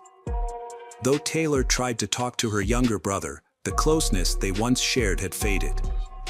After some time, Tristan befriended a girl from their religious community, Evelyn Faith Jackson. They started meeting up, disregarding the prohibition on intimate relations. Occasionally, they even smoked prohibited substances. Tristan also complained about his mother, who would discuss his behavior with him at night, leaving him tired and unable to focus in school. He was very concerned that he had many flaws that prevented him from meeting his mother's expectations and that she could not be proud of him. On April 10, 2019, many secret things about Tristan's life came to light. Surveillance cameras were installed in the goat pen, and Tristan's old mobile phone, which he sometimes used secretly, was revealed. That day, Tanya took the phone for some reason and read text messages in which her son was having sexual conversations with girls and discussing illegal drugs with them. His parents contacted him through a family chat, informing him about information found on his old phone. That same day, Sherry King, Tristan's English teacher, called his mother to express concerns about his grades and behavior. Tristan's mother called back and stated that she and her husband would arrive at the school soon to discuss Tristan's grades with him. Sherry King then relayed this information to Tristan, who was greatly surprised by the news. Tristan's parents went to the high school to attend to what was going on. Tristan's conversation with his mother revolved around several crucial topics. They discussed the importance of academic success, maintaining appropriate relationships with girls, and the dangers of illegal drugs. His mother also expressed her preference for him to only study Christianity rather than exploring other religions. Tristan felt compelled to listen and recognized areas where he needed improvement. Together, they compiled a list of desirable qualities, such as compassion and honesty. At one point, Tristan's mother approached him from behind, placed her arm around his neck, and applied pressure. This action prompted Tristan to instinctively react, causing him to turn around and accidentally elbow his mother. According to him, his mother had never done something like that, and that's why he reacted that way. His mother was startled by the blow, grabbed what he thought were a pair of scissors from a shelf, and approached her son. He, in a state of shock at what was happening, stabbed her, believing he was defending himself, and ran to get help from his father. That day, Tristan arrived at his grandmother's, Robin, around 8:30 p.m. to pick up his younger brother, who found this unusual. Tristan explained their parents urgently needed to go to the store. 20 minutes later, another sibling called Robin, saying that he couldn't reach his parents and that they hadn't picked him up after work. Robin then called another child, Alexis, and asked her to pick up her brother, after which they agreed to meet at Jeffrey and Tanya's house to investigate. As they approached the house, Robin saw blood on the porch. Inside, blood was everywhere. Alexis found a body under the hammock and saw Tristan with blood on his face fleeing. Alexis called emergency services, who advised the family to lock themselves in the car until the police arrived. The police arrived 10 minutes later. After waiting and talking to officers, they were taken to the station and informed that Jeffrey and Tanya had been found dead. Tristan contacted his girlfriend Evelyn and came to her place. She noticed that he seemed concerned and had some scratches on his forehead and arms. However, Tristan assured her that he had just had an argument with his parents and got the scratches from playing with his dog. Evelyn described Tristan's injuries as 3 scratches on his forehead, a wound on his hand, a cut on his finger, and a bruised fingernail. Tristan posted a photo of his injuries on Snapchat right after the incident, claiming he was hurt by his father's dog. His girlfriend confirmed that the photo matched the injuries she had observed on him that evening. Tristan spent the night at his girlfriend's place, and the next morning, they went to Walmart and McDonald's, initially planning to go to school but then changed their minds. Evelyn believed that Tristan wanted to get away from his parents for some time, so she offered for him to stay with one of her relatives. Tristan agreed, and they traveled to another state.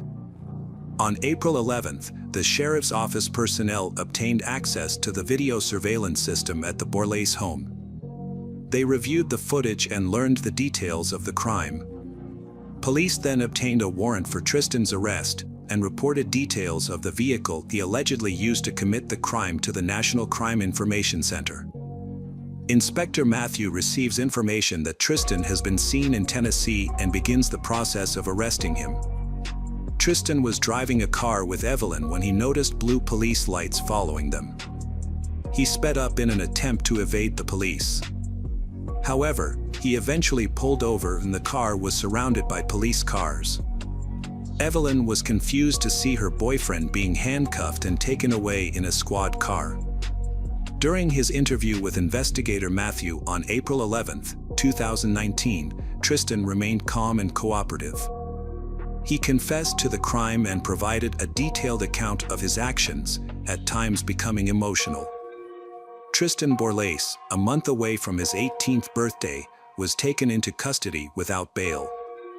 The sheriff's office obtained a warrant to investigate Tristan's Snapchat account and 5 of his cell phones, which may have contained information related to the crime. A search warrant was also issued for the Orchard Road home, where detectives found various items, including another phone, a keyboard, a pen from a safe, paper cups, a hammer, a straw, knives, a red-stained swab, eyeglasses, a kitchen towel, a hammock, a digital video recorder, a rug, and miscellaneous papers, South Dakota cards, and boots. Additionally, a search warrant was issued for the Ford F-150 truck, and a red-stained swab, laptop, computer charger, and steering wheel cover were seized. A warrant was issued to search the home of Tristan's girlfriend in Boone, where he was spending the night. Investigators seized a pillowcase, a zippered sweatshirt, and a notebook from the house. Funeral services for Jeffrey and Tanya were held on April 17, 2019, at Bible Fellowship Church, officiated by pastors William and Brad Gray. The children, despite the devastating loss of their parents at a young age, found the strength to write a touching obituary. Our parents never got the opportunity to live for themselves because they always lived for us. Jeffrey and Tanya have always been an incredible joy to their parents and always a source of pride. Our parents made the world a better place, and we hope to continue that legacy by passionately loving people and pursuing Jesus. After the funeral, Taylor visited her younger brother in prison for the first time and was unpleasantly struck by his behavior. Tristan not only showed no remorse, but even tried to blame the family for what had happened. It seemed to her sister that he was convinced he would regain his freedom sooner or later. Taylor felt disgusted, turned around, and left. Her second visit took place on May 11th, on Tristan's birthday. This time she came with Robin, but the meeting did not differ significantly from the previous one. Her brother boasted about the celebration that had been held in his honor in the prison for his birthday. Taylor found his behavior unacceptable, especially since her parents had tragically passed away. After this visit, the family decided to cut off all contact with Tristan. According to the neighbors, they heard loud screams on the Borlase home. After the incident, Tristan returned to the house and vomited, which, according to the psychologist's opinion, indicated severe stress rather than cold-blooded, calculated murder. However, the jury disagreed with the psychologist's assessment. They had access to the forensic medical examiner reports presented at the trial. Jeffrey's autopsy report noted multiple stab wounds to his left chest and back, slash wounds to his arms and hands, as well as abrasions to his skull and forehead. Tanya's autopsy report indicated that she suffered multiple stab wounds, including to her left chest, back, and arm, as well as injuries that may have been sustained when her neck was compressed. The results suggest that the parents were defending themselves, not attacking. The psychologist concluded that Tristan Borlase was mentally sane at the time of the crime, but he was experiencing a severely impaired cognitive state, including depersonalization, derealization, and a feeling that the events were unreal. However, the court and jury rejected the psychologist's opinion, finding Tristan to be a skillful manipulator and a socially dangerous individual. The trial began on February 16, 2022. During the trial, Tristan expressed remorse for what had happened. He agreed with everything his family had said about him and supported the decision for a permanent restraining order so that the family would feel safe.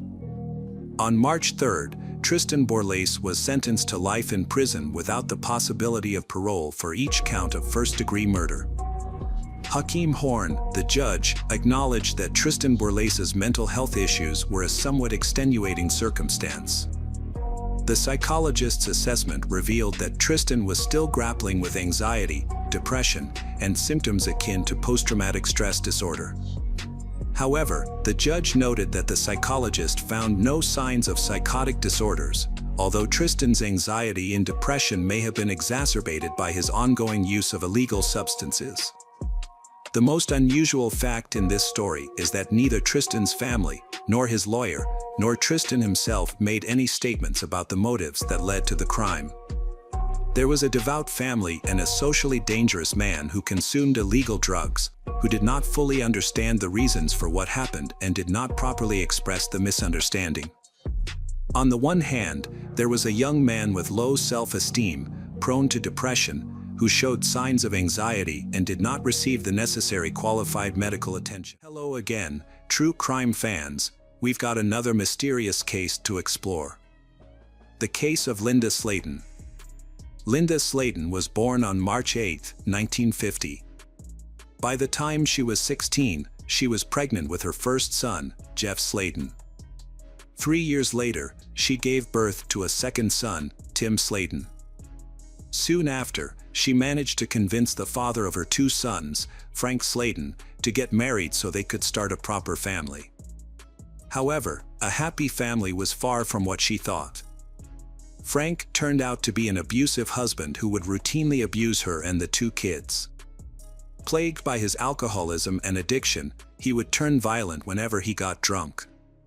Jeff and Tim recall that their father would often turn into a monster. He was a violent alcoholic and would beat the three of them without any conscience. The thought of filing for divorce soon ran through Linda's mind, and in 1974, Linda Slayton finally became free. She divorced Frank Slayton after 9 volatile years of their marriage. Linda started her new life as a single mom with 2 teenage sons. She tried her best to provide for her family and be there for her sons as a caring mother, juggling work and chores. It was obvious that she had limited financial capabilities. They didn't have a car, so her sons would often go to school either by walking or by sharing rides if they were offered one. Apart from school, Jeff and Tim loved playing football, but since they didn't have a ride to football practice, their coach, Coach Joseph, would often pick them up and drop them off at or nearby their home. A week before the 4th of September, Linda was preparing her home to welcome her mother. She wanted her mother to move in since she thought her presence in the house would help get it in order and make it more homely. Her sister Judy would also often come by to visit her. During her visits, the sisters would spend their time together over a hot cup of coffee.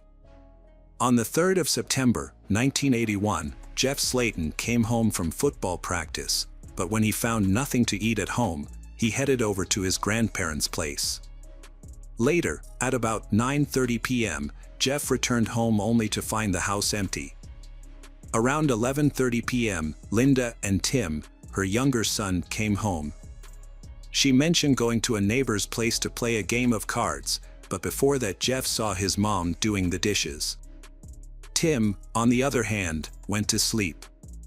Around this time, her son Jeff came up to her and apologized since the two had fought earlier that day. As they made up, Linda said goodnight to her boys.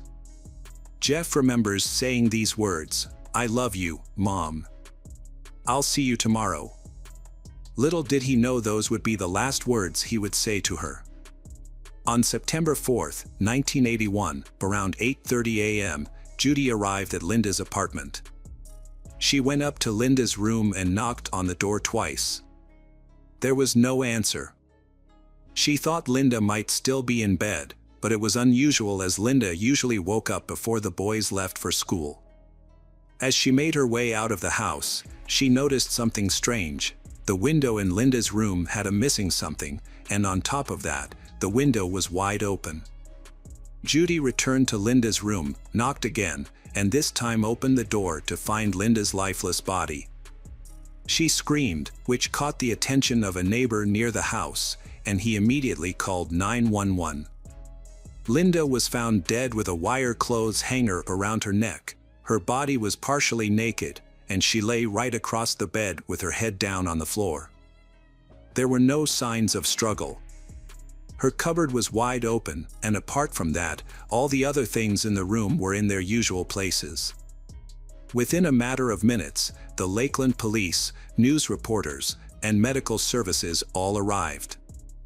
The yellow sign was plastered all over Linda's home. Tim and Jeff were both awakened by police officers and were asked to leave their home, which was now a crime scene. While Jeff was able to get past his mother's room without seeing her lifeless body, Tim saw his mother one last time, but this time she wasn't alive. The two were then sent to live with their grandparents pending further investigation. After her sons were sent to stay with their grandparents, Sergeant Edgar Pickett from the Lakeland Police Department arrived at the crime scene. He led the investigation and discovered important evidence. Initially, Sergeant Edgar found several fingerprints in Linda's bedroom. While most of the prints matched Linda, one palm print was different. This palm print was located on the windowsill of Linda's bedroom, which was missing a window sheet. To uncover the truth about Linda's death, an autopsy was performed. The examination revealed multiple bruises and marks on her arms, shoulders, and neck. Additionally, her body was found partially naked, suggesting a possible sexual assault. The autopsy concluded that she had first been brutally beaten, then sexually assaulted, and ultimately strangled with a metal clothes hanger from her own home. Among the evidence collected, a palm print was the most important, as it could directly identify the perpetrator if matched. However, at the time, forensic DNA analysis was not available. As a result, the police had to thoroughly investigate her entire family tree to identify potential suspects. The first suspect was Frank Sladen, Linda's ex-husband. When Linda divorced Frank in 1975, she described him as aggressive and abusive, neglecting his family. This made him a key person of interest in the case. He was questioned by police, but they discovered that he was at home in Alabama on the night Linda was killed. Despite this alibi, they continued to have suspicions about him. The second suspect was Linda's son, Jeff. Authorities considered him a suspect because he had a heated argument with his mother shortly before her death. Jeff had a complex relationship with Linda. As the eldest son, he felt the weight of growing up in a household with an abusive father and later with a single mother. Although they sometimes clashed, Jeff always tried to reconcile. On the night of the murder, he and Linda had made up before he went to bed. The police interrogated him about the incident and asked him to take 2 polygraph tests. After he passed both tests, the police cleared him as a suspect. The third suspect was Linda's boyfriend at the time of her murder. Linda, a single mother, had recently started dating a white male whose name has not been disclosed. He had a good relationship with Linda and her children. However, after the police conducted a background check and polygraph tests, he was cleared as a suspect. By this point, the investigation was running low on leads. In September 2001, nearly a year after Linda's murder, they received a tip about a 24-year-old man named Jimmy Omer, who was rumored to have committed a similar crime. At that time, he was connected to an incident in which he pulled a 10-year-old girl through her bedroom window and nearly killed her. The similarities between his crimes and Linda's case led the police to consider him the main suspect. Unfortunately, Jimmy died before the investigation could take place, which meant they couldn't get a DNA match without exhuming his body. Fortunately, his mother agreed to a DNA test and provided a sample. However, the results showed no match. If not for Jimmy's family or the convict next door, who could have killed Linda? As time passed, days turned into weeks and then months. In Lakeland, detectives explored other suspects, but no one was charged, and the lack of new leads caused the case to go cold. The Slayton brothers faced a difficult new reality. Their mother was gone, leaving only their grandparents, Clarence and Margaret Harris, to care for them. While the investigation proceeded, Linda's parents and sons held her funeral, after which they gradually began to resume their normal lives. The brothers returned to school, and as time went on, they started to heal from the events at 303 North Brunel Parkway. Tim resumed playing football and fondly remembers how supportive his teammates and coach were, especially when he didn't have a ride home. Coach Joseph consistently drove him to and from practice. A month later, Tim hung a photograph of his team on his bedroom wall, and that picture became a source of motivation for him to move forward. In the years after their mother's death, the young brothers matured into men who cherished their own families. Jeff married and had 2 children, while Tim also started a family. Over time, both brothers regularly contacted the investigators to inquire about the progress of their mother's case. Although Jeff and Tim had built successful lives for themselves, they remained committed to ensuring the investigation progressed. 17 years after Linda's death, the police continued their investigation. By 1998, Sergeant Edgar Pickett had retired, and Linda's Slayton case was handed over to a new team, with Detective Brad Grace taking on the case. While reviewing the evidence, he discovered unidentified DNA from the Linda case that had been collected in 1981. He sent this DNA to the Florida Department of Law Enforcement's Major Crime Lab, known as the FDLE. By 1999, the FDLE Crime Lab successfully developed a complete DNA profile of Linda Slayton's unknown killer. After obtaining the DNA profile, he revisited the list of suspects, determined to collect DNA samples from each of them. It was now 2001, and Detective Brad was confident that the DNA match would identify the murderer.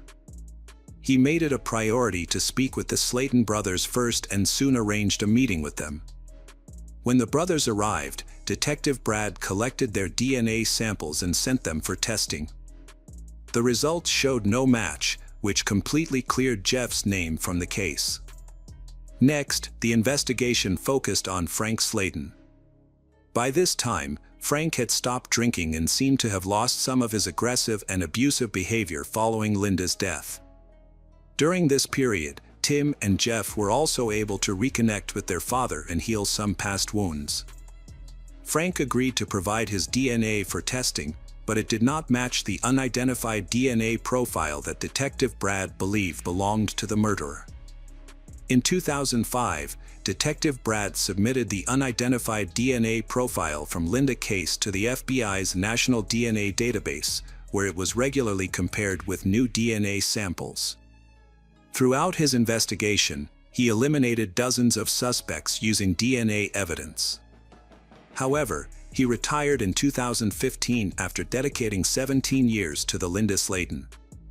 After Detective Grace, Linda case was handed over to new detectives Tommy Hathcock and Russell Hurley.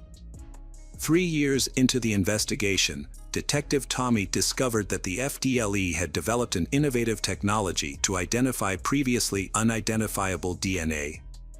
Seizing this opportunity, he sent the unidentified DNA from Linda case to Cece, a genetic genealogist with the FDLE. Cece uploaded the DNA to a public genealogy website she manages, which generated a list of individuals related to the unidentified killer.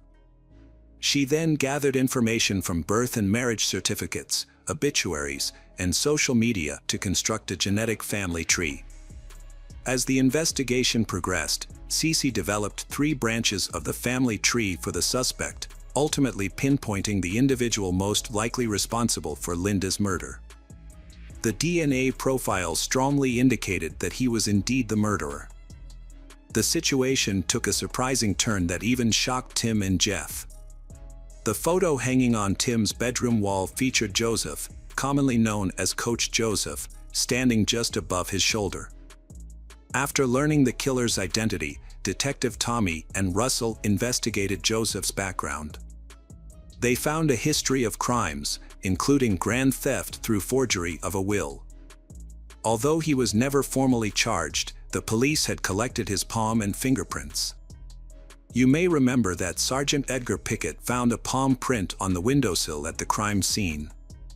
This discovery brought hope that the family of the deceased could finally find closure in a cold case that had remained unsolved for over 40 years. Investigators compared the palm prints taken from Linda's windowsill in 1981 with Joseph's palm print and found a match. However, they still needed to compare a recent DNA sample from Joseph with the DNA from Linda case. They decided to obtain his DNA for testing without his knowledge. The investigators took garbage bags from Joseph's house and examined them at the police station for potential DNA evidence. Among the items, they discovered a piece of medical adhesive tape, which they sent to the crime lab for analysis. While waiting for the DNA results, the detectives further explored Joseph's personal life. He had lived in Kathleen, Florida, for most of his 58 years, just 30 minutes from the crime scene. Joseph had children and grandchildren, and they also got married. After nearly 2 weeks, the crime lab results confirmed that the unknown DNA found matched Joseph's DNA on the medical adhesive tape. Consequently, in December 2019, detectives arrested Joseph and brought him in for questioning. In 1981, Joseph was around 20 years old when he committed a crime. The day after the murder, the police spoke to him over the phone. During this brief call, Joseph claimed he had dropped Tim off after football practice on September 3, 1981, the night before the murder. Despite this, the police did not consider him a suspect at the time. Joseph also told investigators that Linda had invited him over for consensual sex, but the detectives knew this was not true. They suspected that Joseph had been targeting Linda prior to the murder because he frequently picked up Tim for football practice and dropped him off at his home afterward. Additionally, Joseph lived nearby, which raised further suspicion. On the night of September 3, 1981, Joseph dropped Tim off at his house after football practice. Later that evening, when no one was home, he returned to the house and broke in through Linda's bedroom window. He hid in her closet and waited for her to go to bed. Once she was asleep, he attacked her, sexually assaulted her, and ultimately strangled her with a wire hanger from the closet. Joseph pleaded guilty to first-degree murder and sexual battery. During his sentencing, Linda Slayton's family confronted him, asking why he killed her. One family member expressed their pain, saying, "I just want to know why. Why did you take my mom away?" Joseph only replied, "I am a good person," and did not apologize or explain his actions. The judge sentenced Joseph to life in prison without the possibility of parole. Although the Slayton brothers find some comfort in knowing that Joseph will never be released from prison, they are furious that he enjoyed years of freedom while they grew up without their mother. For Tim, this realization was shocking, especially since Coach Joseph was a role model for him. He recalls that Joseph would often inquire about the case, asking if there had been any updates on finding the culprit.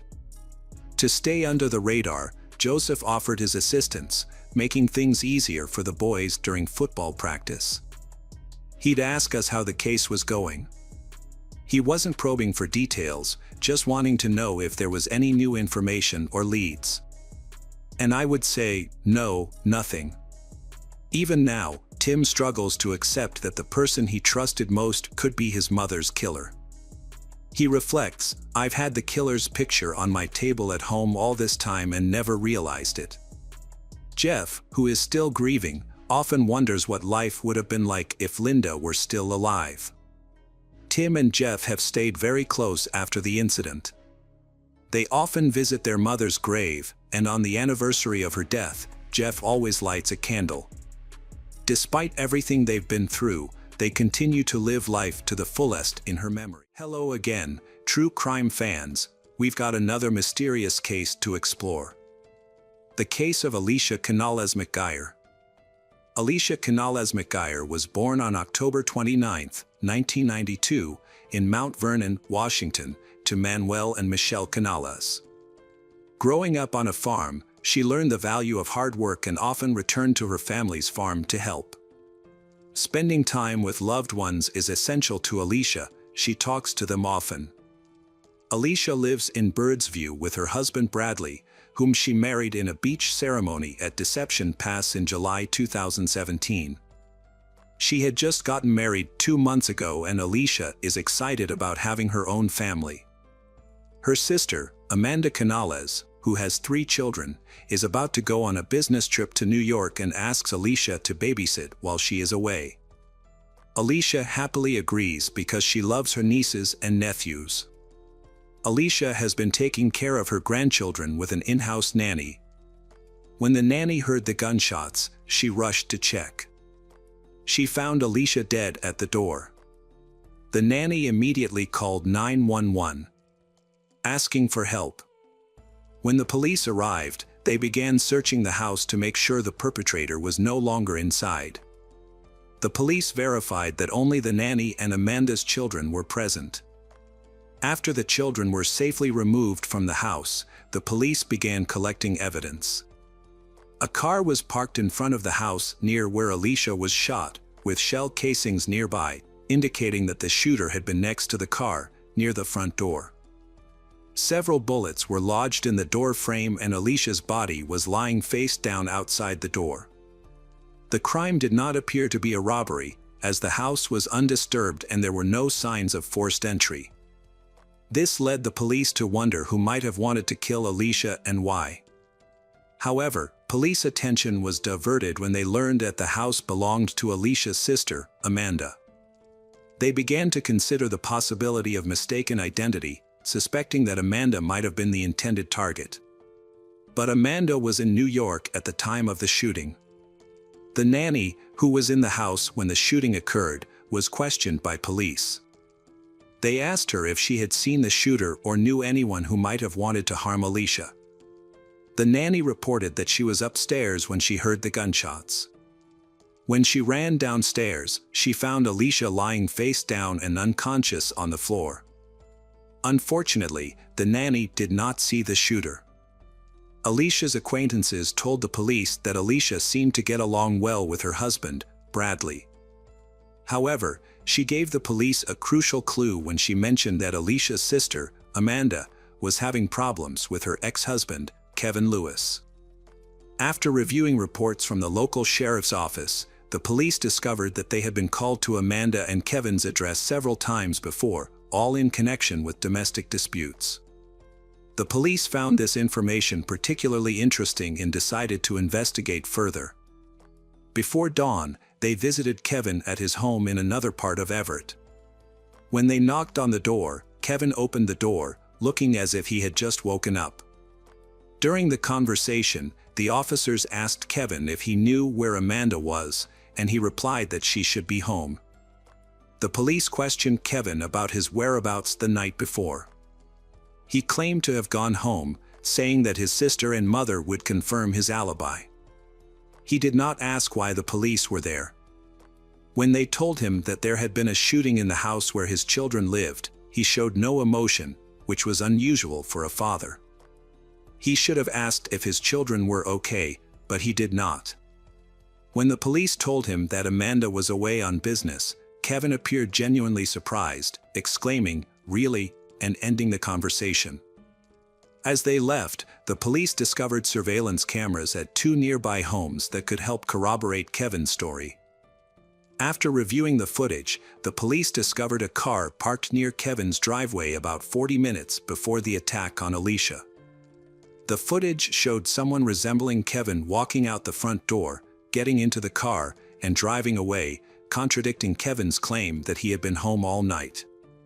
The recording was not clear enough to confirm the identity of the person as Kevin. To gather more information, the police reviewed footage from another camera, which gave them a closer look at the car, but did not help identify it. All they could see was that it was a light-colored car. They fast-forwarded the footage and saw the car return about 20 minutes later. However, they now noticed a crucial detail: the right front tire of this car was different from the other 3. The 3 tires were light-colored, while the right front tire was dark.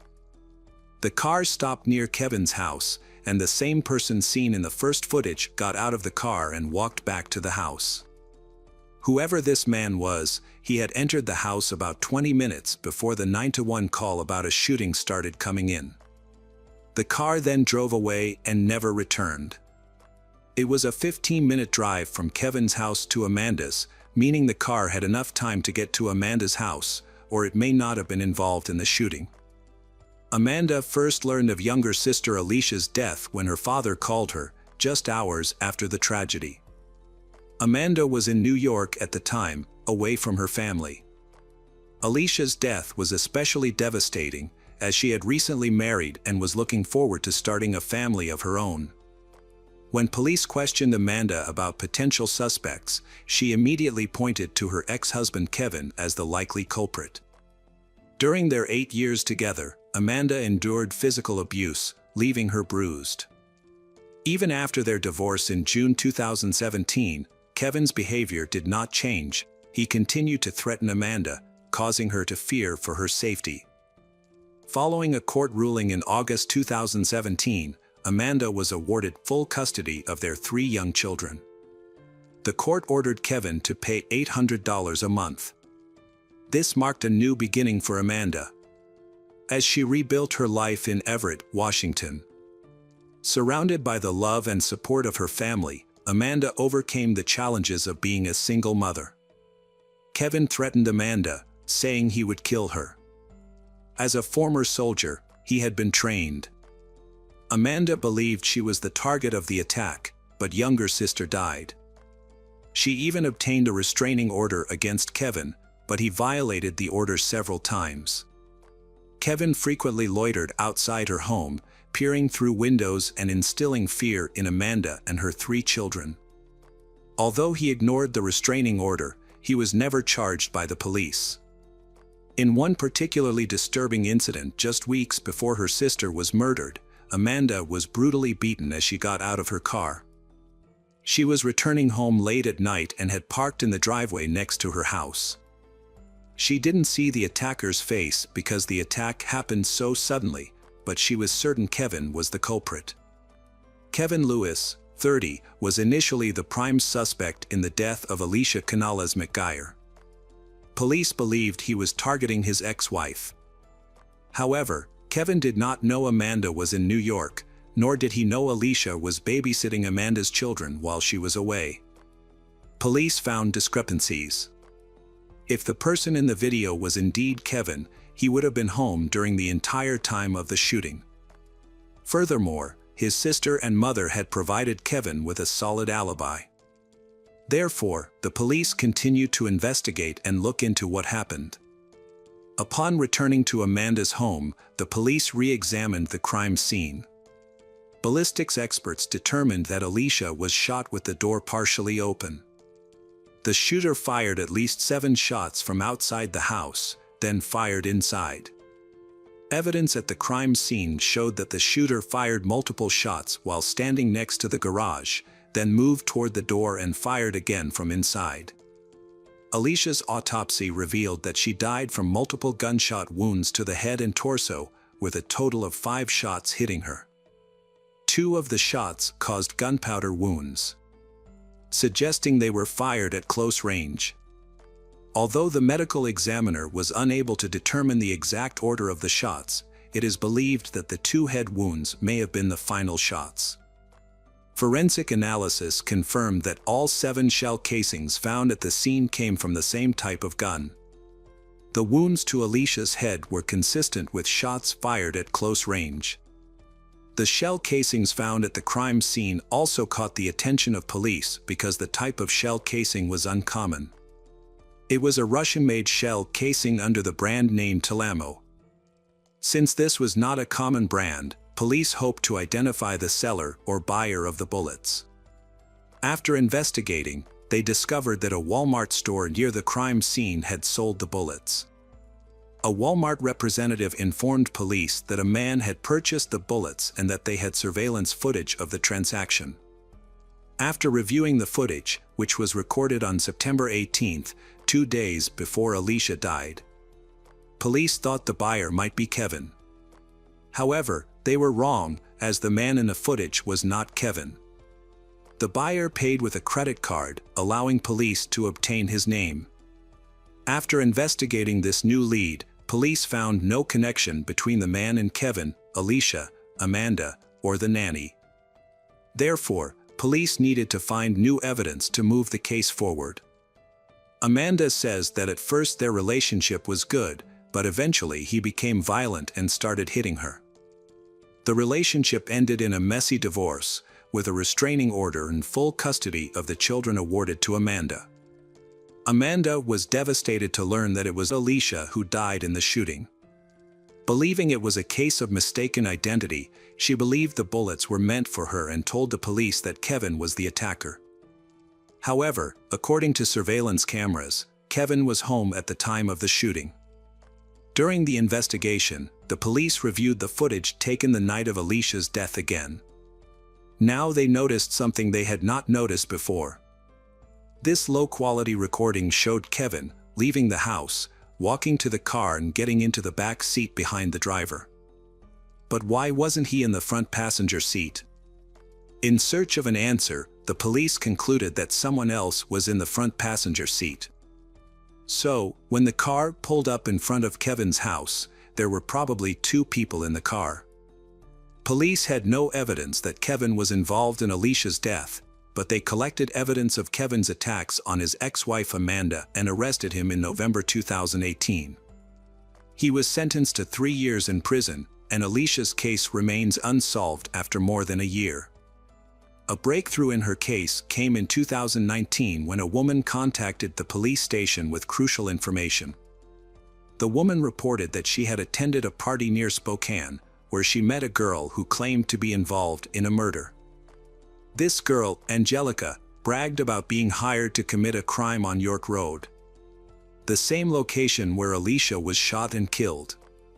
Even though Spokane is a 5-hour drive from Everett, police decided to follow up on the lead. According to the woman, Angelica mentioned that she and her boyfriend were involved in the case, saying that the victim died from a gunshot wound to the head, fired from a corner. They were hired by the children's father.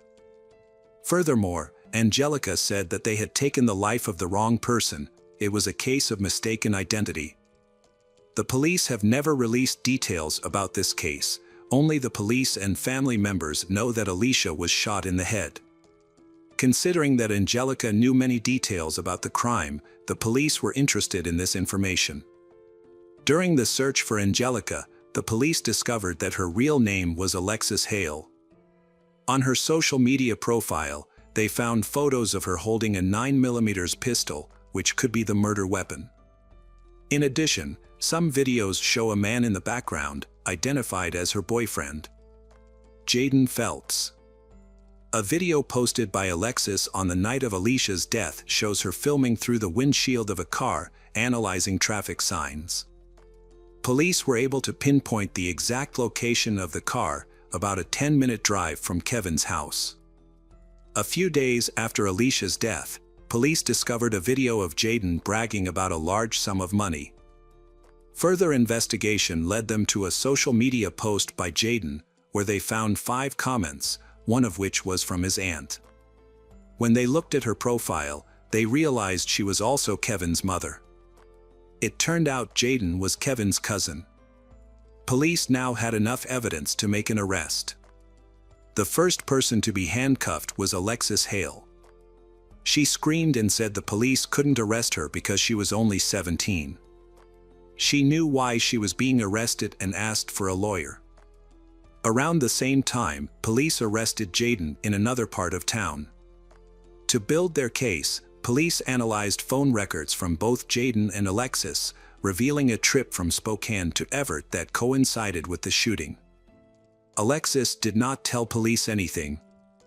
Kevin is in prison, serving a 3-year sentence for assaulting Amanda. Therefore, police hoped to get some information from Jaden. Police obtained a confession and the name of the person who hired Alexis and Jaden. It was Kevin Lewis. To gather more information, the police took Jaden to the crime scene and asked him to describe what happened. Jaden began explaining how Kevin brought him there and showed him where the house was, and then Jaden took Kevin home. Jaden was then asked by the police to describe what happened when his girlfriend Alexis knocked on the door. Jaden explained that the door was ajar and Alicia stuck her head out and saw Alexis walking out the door. As Alexis was walking away, Jaden rounded the corner and started shooting. Alicia closed the door, but Jaden opened it again and continued shooting. He fired 2 more shots before Alicia was able to close the door. Jaden then said that he ran from the crime scene.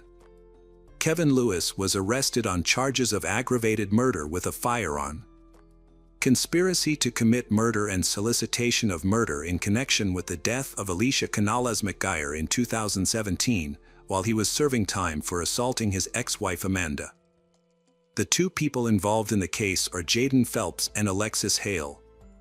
Jaden, then 20, pleaded guilty to first-degree intentional homicide in July 2020 and was sentenced to 31 years in prison. Alexis, then 18, also pleaded guilty and received the 15-year sentence. During his trial, Jaden testified that he committed the crime for money and street cred. Jaden used the money Kevin paid him to get tattoos and buy a pair of Timberland boots and a Ferragamo belt. He claimed Alexis took the handgun from a family member and he split $200 with her. Kevin pleaded not guilty and went to trial later that year. The prosecution claimed that Kevin paid Jaden and Alexis $2,400 to harm his ex-wife Amanda, but that they were mistaken identities and caused Alicia's tragic death. Jaden and Alexis claimed that Kevin gave them the address. And Jaden claimed that he did not know who the target was, only the address. Jaden received the payment after dropping Kevin off at his home. Jaden and his girlfriend Alexis then returned to the location Kevin had indicated. They got out of the car and approached the house, with Jaden stopping near the garage and Alexis knocking on the front door. When Alicia answered, Alexis left and Jaden continued to fire until he ran out of ammunition. Jaden initially fired from his position near the garage and then went up to the front porch to fire the remaining shots. He pointed the gun at the house, aiming at Alicia's neck and head area. They then drove away but quickly returned, concerned that they might have left a glove at the scene. However, when they saw a police car, they turned around and left the area, using GPS directions to drive back to Spokane. The defense argued that Kevin never actually used the word kill when speaking to Jaden and said that Kevin only said to get the target off the road. However, the prosecution countered that Kevin had a history of violence and had threatened Amanda. In November 2021, Kevin Lewis was convicted of first-degree murder after a 6-week trial, with the jury reaching a verdict in less than 3.5 hours. He was sentenced to life in prison without parole in January 2022. As part of his sentence, Kevin was also banned from contacting his ex-wife and children for the rest of his life. He is currently serving his sentence at the Washington State Prison in Walla Walla County. Hi everyone, thanks for returning. Let's unravel another perplexing mystery. The case of Brittany Gregory. Brittany Gregory was born on April 1, 1988 in Brick Township and is the youngest of 5 children. Due to her parents' divorce, she had to live with her father but still maintained a close relationship with all of her siblings, especially her older sister Brianna, who is 4 years older than her. Brittany was a model student in school and her teachers believed that she had the potential to become a scholar. However, her passion and dreams were focused on something completely different. She had an ambition to become a forensic scientist and study evidence at crime scenes. At home, Brittany enjoyed her role as the youngest child in the family. According to her mother, Brittany was spoiled, but she was not vain or arrogant. Brittany was a fan of pop culture and her idol was none other than the queen of pop, Britney Spears. Her bedroom was decorated with posters of Britney Spears. Aside from music, Brittany enjoys watching cartoons, especially SpongeBob SquarePants. And she can't stop watching TV shows about forensic science, a career she aspires to pursue. Brittany's love for forensic science often brings her closer to her mother. They share a passion for watching TV shows about the subject and often call each other to discuss episodes as they watch them. Brittany, 16, and her 20-year-old sister Brianna live with their father, Joe Dunn, and his girlfriend, Lori Peterson, in a small house near their school. Their house is down the street and near a wooded area. At the time, Brittany was in a 2-year relationship with her 18-year-old boyfriend, John Fitzgerald, a nice guy whose family approved of the relationship, and they were considered the perfect couple. On Sunday, July 11, 2004, Brittany's mother, Deborah, and her sister, Brianna, were visiting her brother and his wife, who had a newborn daughter, in the town of South Toms River, 15 miles from their home. That evening, Brittany called her mother on her cell phone at approximately 8:30 p.m. to ask for a ride to John's house. However, Brittany seemed upset. Her mother explained that she was out of town and couldn't drive Brittany, but said that her sister Brianna could be there in about an hour. Brittany agreed to wait for her sister. Approximately 45 minutes after Brittany called, Brianna was free and attempted to call her back. However, her call went unanswered, leading Brianna to assume that Brittany was either asleep or had gone to John's house with someone else. The next morning, when Brianna returned home, she found Brittany was gone, but all of her belongings, including her phone, were still in the house. This seemed unusual, as Brittany rarely left her phone behind and often informed her family of her plans. Brianna contacted Brittany's friends, but none of them knew of her sister's whereabouts. After failing to reach Brittany, Brianna decided to call John. According to John, he last spoke to Brittany on the phone on Sunday morning and they had not seen or spoken to each other since. Lori Peterson, a family friend who lived with them, said she returned home around 10 p.m. Sunday and did not find Brittany there. Brianna reported her sister missing to the police, sensing that something was wrong. Initially, the police did not believe that Brittany had actually disappeared, thinking that she might have run away or been with friends. However, Brianna explained that she had contacted Brittany's friends and boyfriend, none of whom had any information on her whereabouts. Brianna was convinced that her sister Brittany had not run away from home because she was a diligent student and spent most of her time at the library.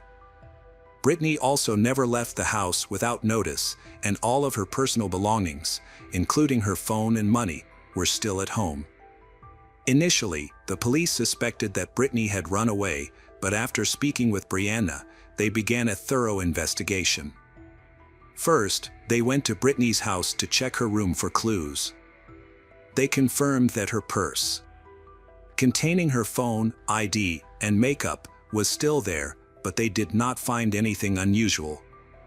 The police interviewed everyone who lived in the house and eventually ruled out the possibility that Brittany's relatives were involved in her disappearance. Next, they expanded their search to the surrounding area, checking nearby homes, examining property, and interviewing neighbors. They are looking for potential witnesses who may have seen or heard something suspicious. While searching, officers found that Brittany's house was located at the end of the road, near a wooded area. When they spoke to neighbors, they did not see anything suspicious, except for a woman who claimed to have seen Brittany walking down the road, heading toward the wooded area.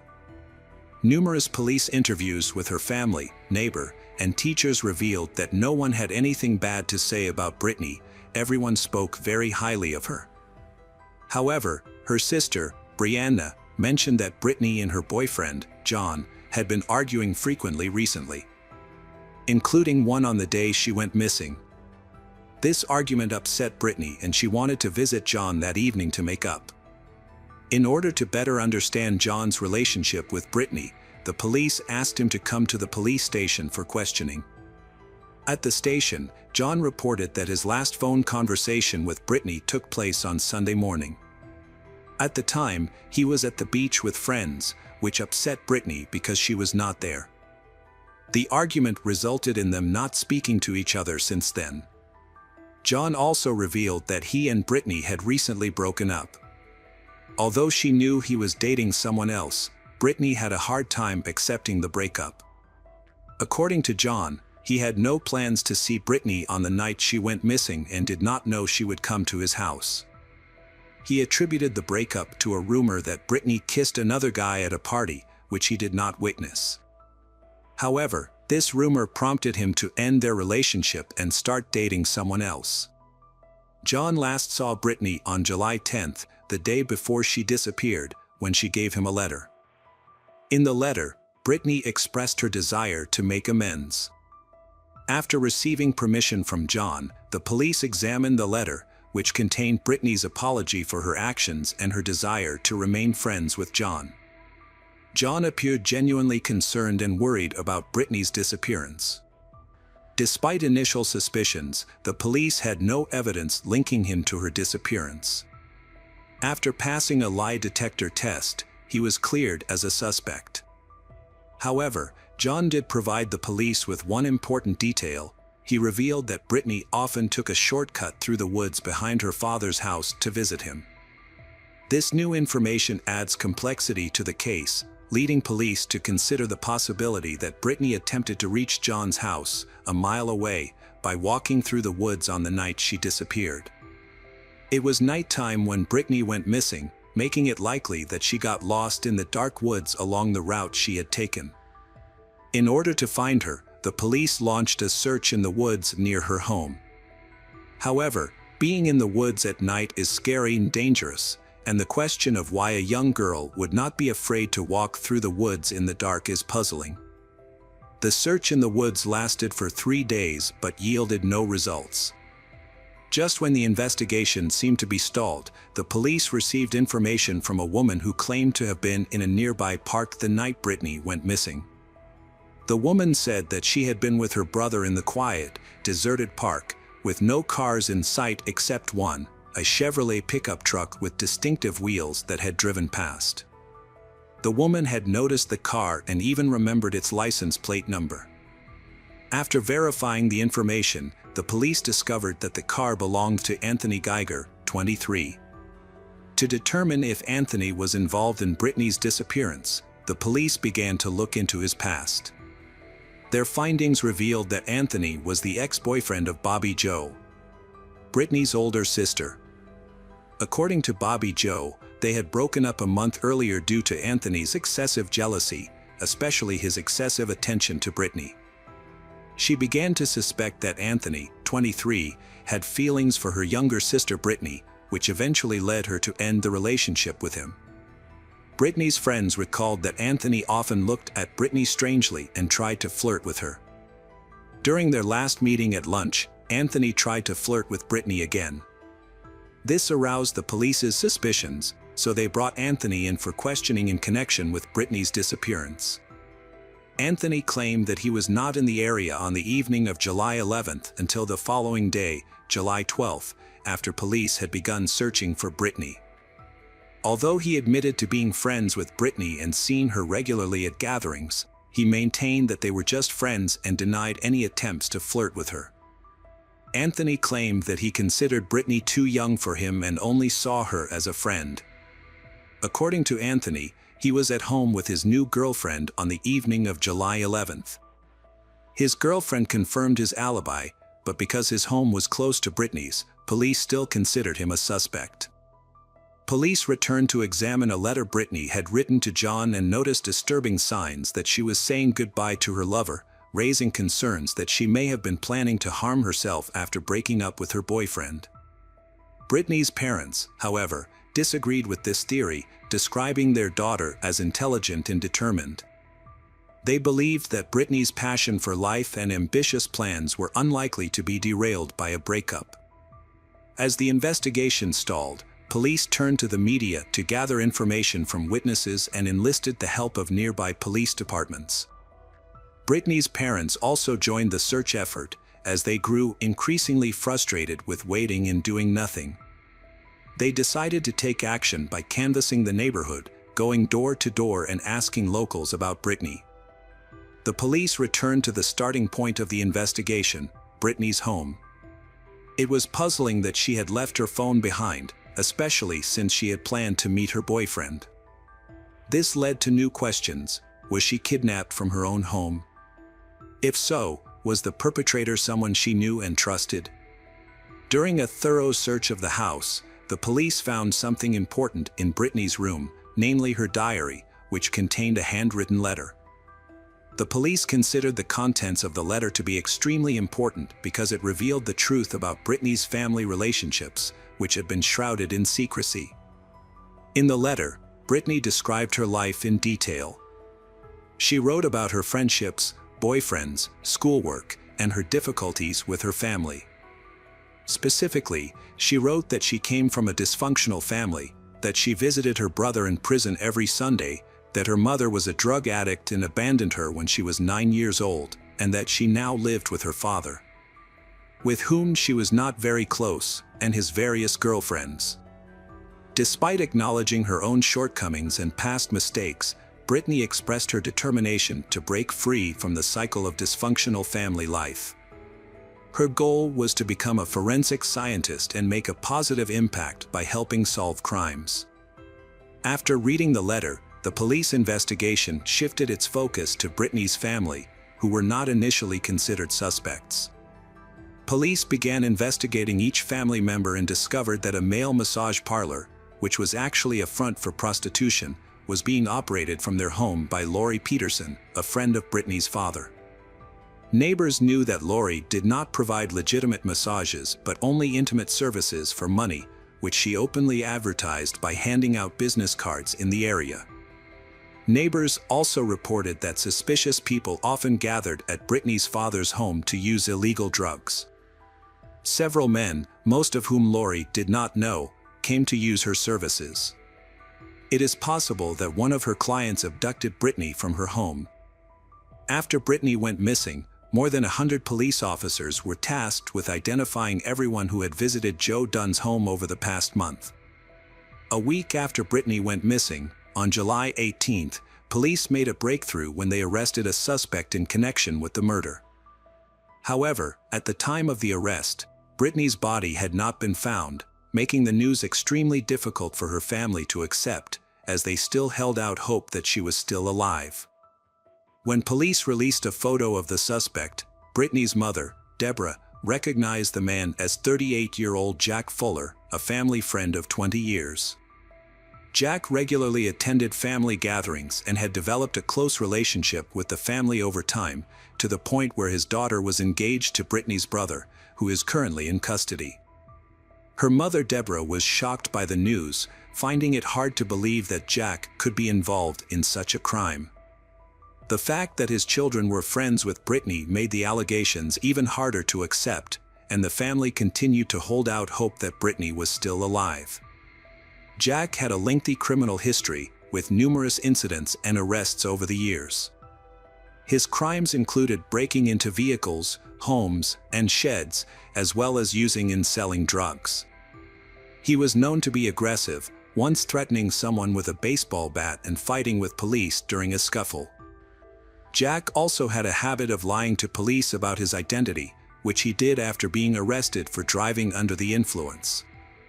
Court records show that he was arrested more than a dozen times over a 10-year period and had served time in state prison for theft and violating his parole. Neighbors said they feared Jack and often chose not to report his crimes because of threats. He was sentenced to 5.5 years in prison at his most recent trial, but was released about a year before Brittany went missing. Brittany's parents believed Jack might have stolen money or jewelry to buy drugs. But they did not believe he would harm their daughter. However, after Jack was arrested, police revealed how they were able to connect him to Brittany's disappearance. The key piece of evidence began with a phone call to the police station. The caller reported that Jack had confided in him a few days earlier about having back pain after burying a body in sandy soil. According to the caller, Jack was confident that the body's location would not be discovered and even asked for advice on how deep to bury it to avoid being smelled by animals. The police invited the informant to the police station and asked him to wear a wiretap to meet Jack Fuller and talk to him about the crimes, including the murder. The informant agreed and wore a wiretap to the meeting. During the conversation, Jack confessed to the murder, saying that he had buried the victim's body in a remote location that would never be found. However, he did not mention the victim's name. In addition, Jack said that he needed to kill someone else who knew too much. Pointing to his friend Tommy, the police were sure that Tommy knew something important that could help solve the case, otherwise Jack would not want to eliminate him. The police took Tommy to the police station for questioning, but he initially refused to cooperate, claiming that he had no information about the case. However, the police knew he was not telling the truth. The police played Tommy a recorded conversation between Jack and another person, in which Jack revealed his desire to harm Tommy because he was likely to reveal information. Realizing that his safety was in danger, Tommy decided to work with the police. He explained that on the night Brittany went missing, he and Jack had been driving around the neighborhood smoking marijuana. They stopped in front of Brittany's house, and Jack decided to go in to talk to Brittany's father about some issues. When he entered, Jack discovered that Brittany was the only person there. 5 minutes after Jack left, he returned to the car with Brittany, who was sitting in the back seat. Tommy said he was confused by her sudden appearance and asked what was going on, but Brittany remained silent, avoiding eye contact. Jack only said that he would drive Tommy home. When they arrived at Tommy's house, Brittany got out of the back seat and moved into the front passenger seat after Tommy got out of the car. Jack then drove away with Brittany. The next day, Jack did not mention the events of the previous day when he met Tommy again. That day, Jack took his car to the car wash, where he washed it thoroughly inside and out. This behavior was unusual for Jack, as he had never done this before. The car wash attendant even joked about washing the car thoroughly, but Jack reacted aggressively, warning the attendant to mind his own business or he would be in danger. Tommy discovered that Brittany was missing and immediately suspected Jack of being involved. He directly asked Jack what happened to her, but Jack's response was aggressive and evasive. Jack claimed to have taken Brittany home, but his attitude was threatening, warning Tommy to ignore it or he would be in trouble. The police found Jack's behavior suspicious and decided to arrest him. Upon arrival, they found Jack holding a can of gasoline, apparently preparing to set the car on fire to destroy potential evidence. During the search, blood was found in the car, and forensics determined that it was Brittany's blood. After the police found out that Jack had visited a car wash after a trip with Brittany, they went there and confiscated the vacuum cleaner he was using. A major discovery was made when criminologists found blood-stained sand inside a vacuum cleaner, and subsequent testing confirmed that the blood was Brittany's. However, despite this incriminating evidence, Jack refused to confess to Brittany's abduction and murder. He also refused to discuss the matter further. The police interviewed all of Jack's acquaintances. Most of them believed that Jack was capable of murder, describing him as a reckless man. Many described him as someone who would do anything. Although Jack did not work anywhere, he always had money. A major revelation came during the investigation, a patrol officer reported seeing Jack's car parked on the side of the road near the woods on the night Brittany disappeared. At the time, police were unaware of Brittany's disappearance and approached Jack, who claimed he was looking for his dog that had run off into the woods. With this information, the search for the body focused on the area where police had seen Jack's car. A comprehensive search effort was launched, involving officers, K-9 units, helicopters, and volunteers. Unfortunately, despite these efforts, the search was unsuccessful in locating Brittany's body. Police believed Brittany needed a ride to her boyfriend's house that night and asked Jack for help. Jack agreed, but instead of taking her to her destination, he dropped off his friend Tommy and took advantage of the situation to attack and kill Brittany. Police needed to find her body to build a case against Jack. While police were trying to get Jack to confess, a vital witness came forward. A woman who had previously been held hostage by Jack for months contacted police, claiming that she might know where he had hidden Brittany's body. The woman was a former drug addict and Jack had held her hostage for months before she escaped.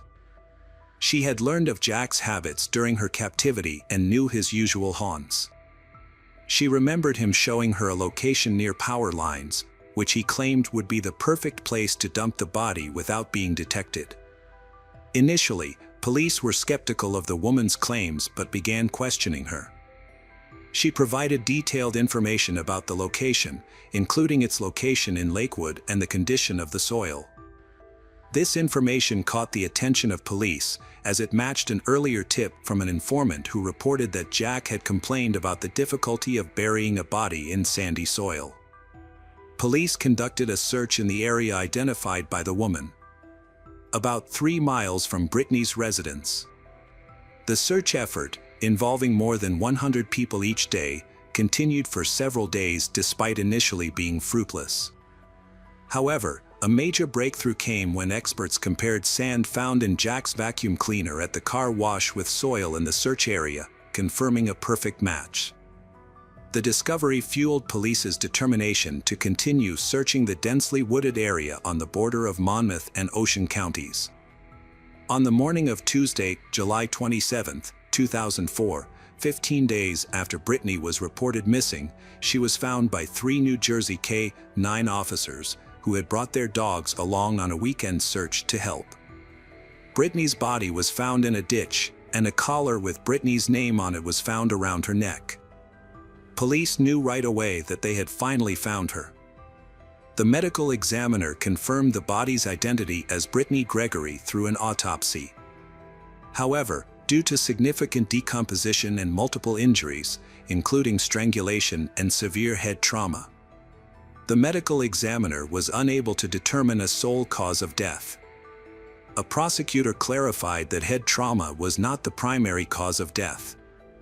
Brittany's body showed no obvious signs of sexual assault, but the medical examiner did not rule out rape. Jack eventually accepted the plea deal after discussing the option with his attorney, a decision that was also supported by Brittany's family, who wanted to avoid a lengthy and grueling trial. Brittany's mother explained that her primary motivation for the deal was not to seek the death penalty for Jack, as she believed that would be too easy an outcome for him. Instead, she wanted Jack to spend the rest of his life in prison, reflecting on his actions and suffering the consequences of his actions. According to Jack, the chain of events that led to the incident began when Brittany asked him to drive her to her boyfriend's house, which Jack agreed to. After dropping off his companion, Tommy, Jack was going to take Brittany to her destination. However, he stopped on the side of the road and started smoking marijuana, which angered Brittany. She screamed and slapped him on the hand. This provoked a violent reaction from Jack, who began punching Brittany. Jack confessed to punching Brittany in the face and head at least twice because she tried to interfere with his marijuana smoking. After the attack, Brittany began gasping for air and making gurgling noises while Jack continued to get high as blood poured from her nose and mouth. When he finally turned to her, Brittany had stopped breathing. He realized she was dead and decided to dispose of her body. However, Jack's testimony was not credible because the medical examiner found signs of strangulation that Jack did not mention. Additionally, he did not explain why he removed all of Brittany's clothes. The prosecution believed the crime was sexually motivated, and a jury indicted Jack on February 9, 2005, for murder. Jack Fuller pleaded guilty on October 18, 2005, to intentionally causing serious injury resulting in death. He was sentenced to 30 years in prison without parole on January 13. Hi everyone, thanks for returning. Let's unravel another perplexing mystery. The case of Velma Barfield. Velma Barfield was born on October 29, 1932, in Eastover, North Carolina, but grew up near Fayetteville. She is the second child in a family of many children and lived a life of abject poverty in rural North Carolina. Her family worked on a small farm growing tobacco and cotton. Her father, Murphy Bullard, was worn down by the struggles of farm life and had a temper as unpredictable as the weather. Velma claimed that her father was physically and sexually abusive to her and her sisters, though other relatives denied this. Her mother, Lillian Bullard, often suffered the most from her husband's anger. In there, love is a luxury that is hard to come by. This causes Velma and her siblings to experience a childhood deprived of affection and constantly threatened with violence. When Velma was young, she noticed the financial differences between her family and her peers. This awareness led to her first criminal activities. She started taking small amounts of money from her father to buy items her classmates had. She became more and more thieving when she stole $80 from an elderly neighbor. When her father found out, he beat her severely, and Velma stopped stealing for the rest of her childhood. Raised in a Christian home, Velma found comfort in her Bible, holding on to her faith despite her troubled home life. She has always considered her early exposure to religion an important factor in her chaotic life. However, as she entered her teenage years, the emotional wounds from her upbringing began to shape who she would become. World War II caused upheaval around the world. The war was over, but it still caused her family more difficulties and stress. Like many of her generation, Velma was forced to grow up early. Her dreams and aspirations are often overshadowed by the demands of life and family responsibilities. However, during this challenging time, her resilience and determination emerged, traits that would come to define her both admirably and tragically. When Velma entered early adulthood, her desire for a life beyond the limitations of her home grew stronger. She dreamed of escaping. At 17, she left school. In her quest for love and stability, Velma joined Thomas Burke, a relationship that promised freedom but brought new challenges. By the age of 19, she already had 2 children, a son named Ronnie Burke and a daughter named Kim. The family lived happily in Parkton, North Carolina, for over 15 years. Velma's life with Thomas seemed to be a hard-won escape from the poverty and violence of her childhood. In 1965, everything changed when Thomas was involved in a serious car accident and sustained head injuries. To manage the intense pain and headaches, he turned to heavy drinking and drug use. His battle with alcohol echoed the struggles of Velma's father, bringing back her past traumas. The abuse and neglect she had promised never to repeat began to affect her own family. The strains of an unhappy marriage, the responsibilities of motherhood, and her past experiences bore down on her. Velma began working at a textile factory but had to leave due to health issues. She needed an urgent hysterectomy, which affected her confidence and femininity. After the operation, she experienced severe back pain and started using prescription drugs for relief. However, she gradually became addicted, which impaired her judgment and led to future tragedies. On April 4, 1969, Velma had an intense argument with her husband. Later that same day, while she and the children were out, the house caught fire. Thomas, who was inside, died from smoke inhalation, and the house was completely destroyed. Velma and the children moved in with her parents. A few months after her husband's death, Velma started dating Jennings Barfield. They got married in August 1970. One day, the couple had an argument, after which Jennings mysteriously fell ill. On March 21, 1971, he died of a heart attack.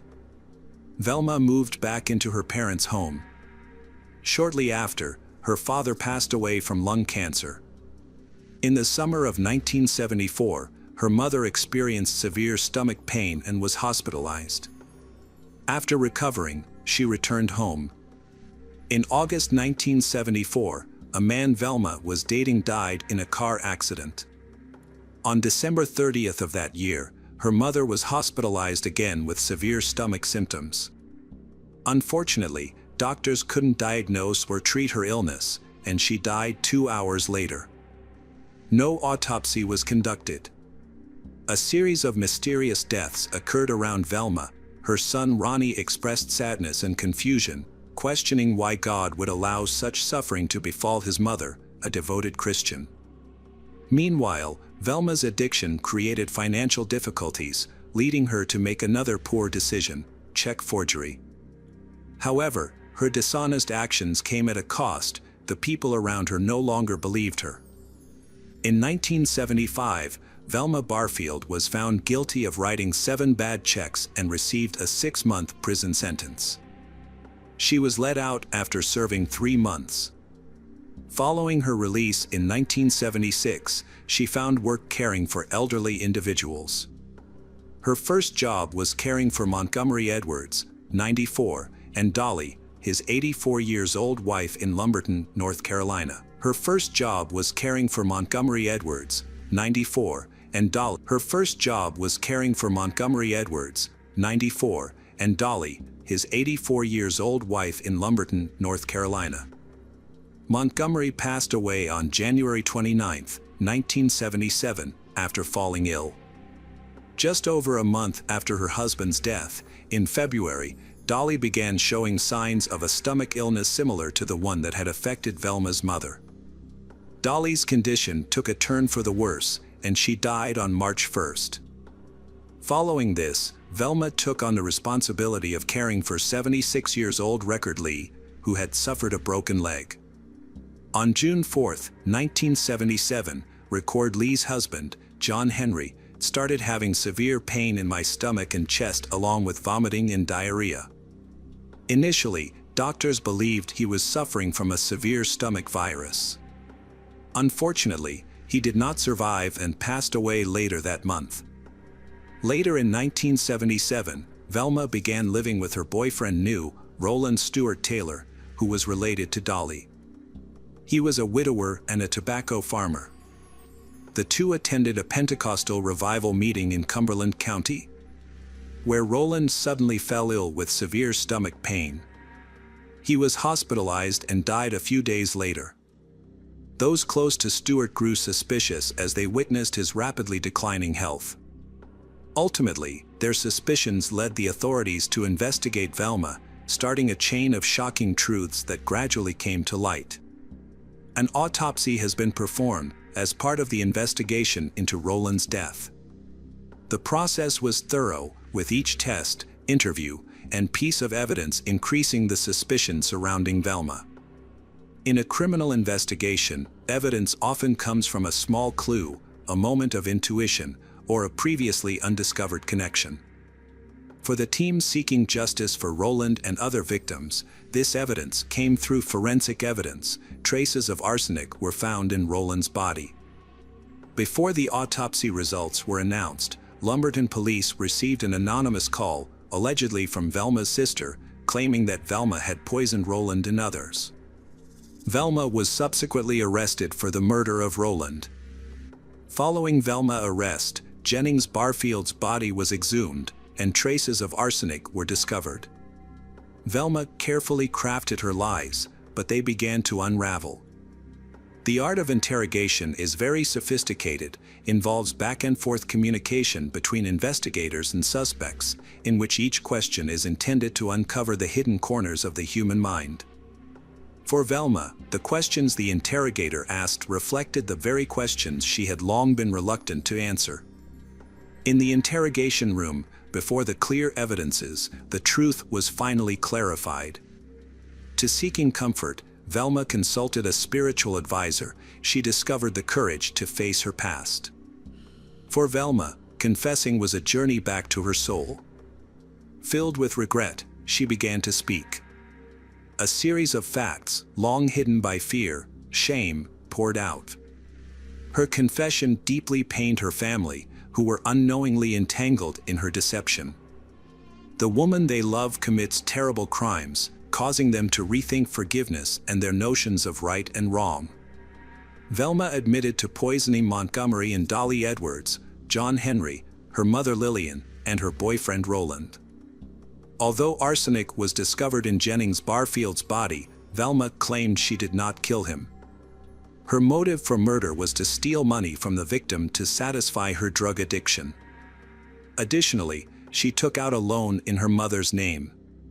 Each of her mistake decisions, stemmed from addiction, greatly affected her life and those close to her. Confronted with the risk of being exposed, Velma made a decision that permanently changed her life. The transition from one crime to another can be a slippery slope. She repeatedly committed the unimaginable. Velma attended her victims' funerals, appearing to genuinely grieve their deaths. The weight of the secret left her alone, but the human mind, skilled at self-preservation, often uses justification to protect itself from harsh realities and finds ways to rationalize even the darkest actions. Velma would steal money from her victims and then poison them if they became suspicious. To outsiders, she appeared to be a devout churchgoer, a caring nurse, and a loving family member.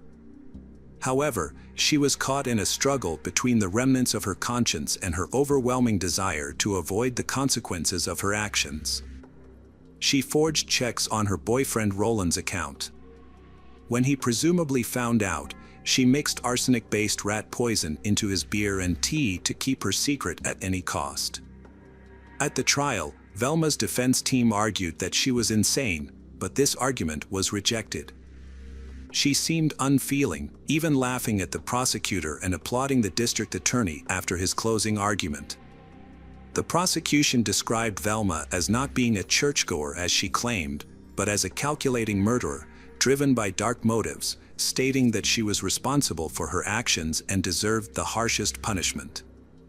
Conversely, the defense argued that she was a troubled individual, trapped by addiction, abuse, and uncontrollable circumstances. They emphasized that her mental health struggles are a factor that could reduce her responsibility for the crimes. In the realm of law and justice, the truth is often more complicated, deeply intertwined with human emotions. She confessed to committing 6 murders, but was only found guilty of the first-degree murder of Roland. In December 1978, the jury identified aggravating circumstances and sentenced her to death. At the time, there was no designated holding area for female death row prisoners, and Velma was the only female on death row in North Carolina. As a result, she was held at Central Prison in Raleigh, in a section for prisoners prone to escape and those with mental illnesses. Later, a unit specifically for female death row inmates was created at the North Carolina Correctional Institution for Women. While on death row, Velma stopped using drugs and expressed regret for how pills had clouded her judgment and damaged her moral compass. In the solitude of her cell, she begins to confront her past. The nights were long, the faces of the victims haunted her dreams, and the silence intensified her thoughts and regrets. In these moments of reflection, Velma became fully aware of what she had done, the lives she had taken, and the pain she had caused. Her discussions with the prison chaplain were not just about appealing for a reduced sentence, but also about understanding atonement and the challenging journey of forgiving herself. While in jail, Velma admitted that she had never been a true Christian. Her faith had been superficial. However, as she awaited her trial, she sincerely embraced Jesus, receiving forgiveness and salvation. In her autobiography, she wrote that throughout her life she was burdened by guilt because she did not know she could do better.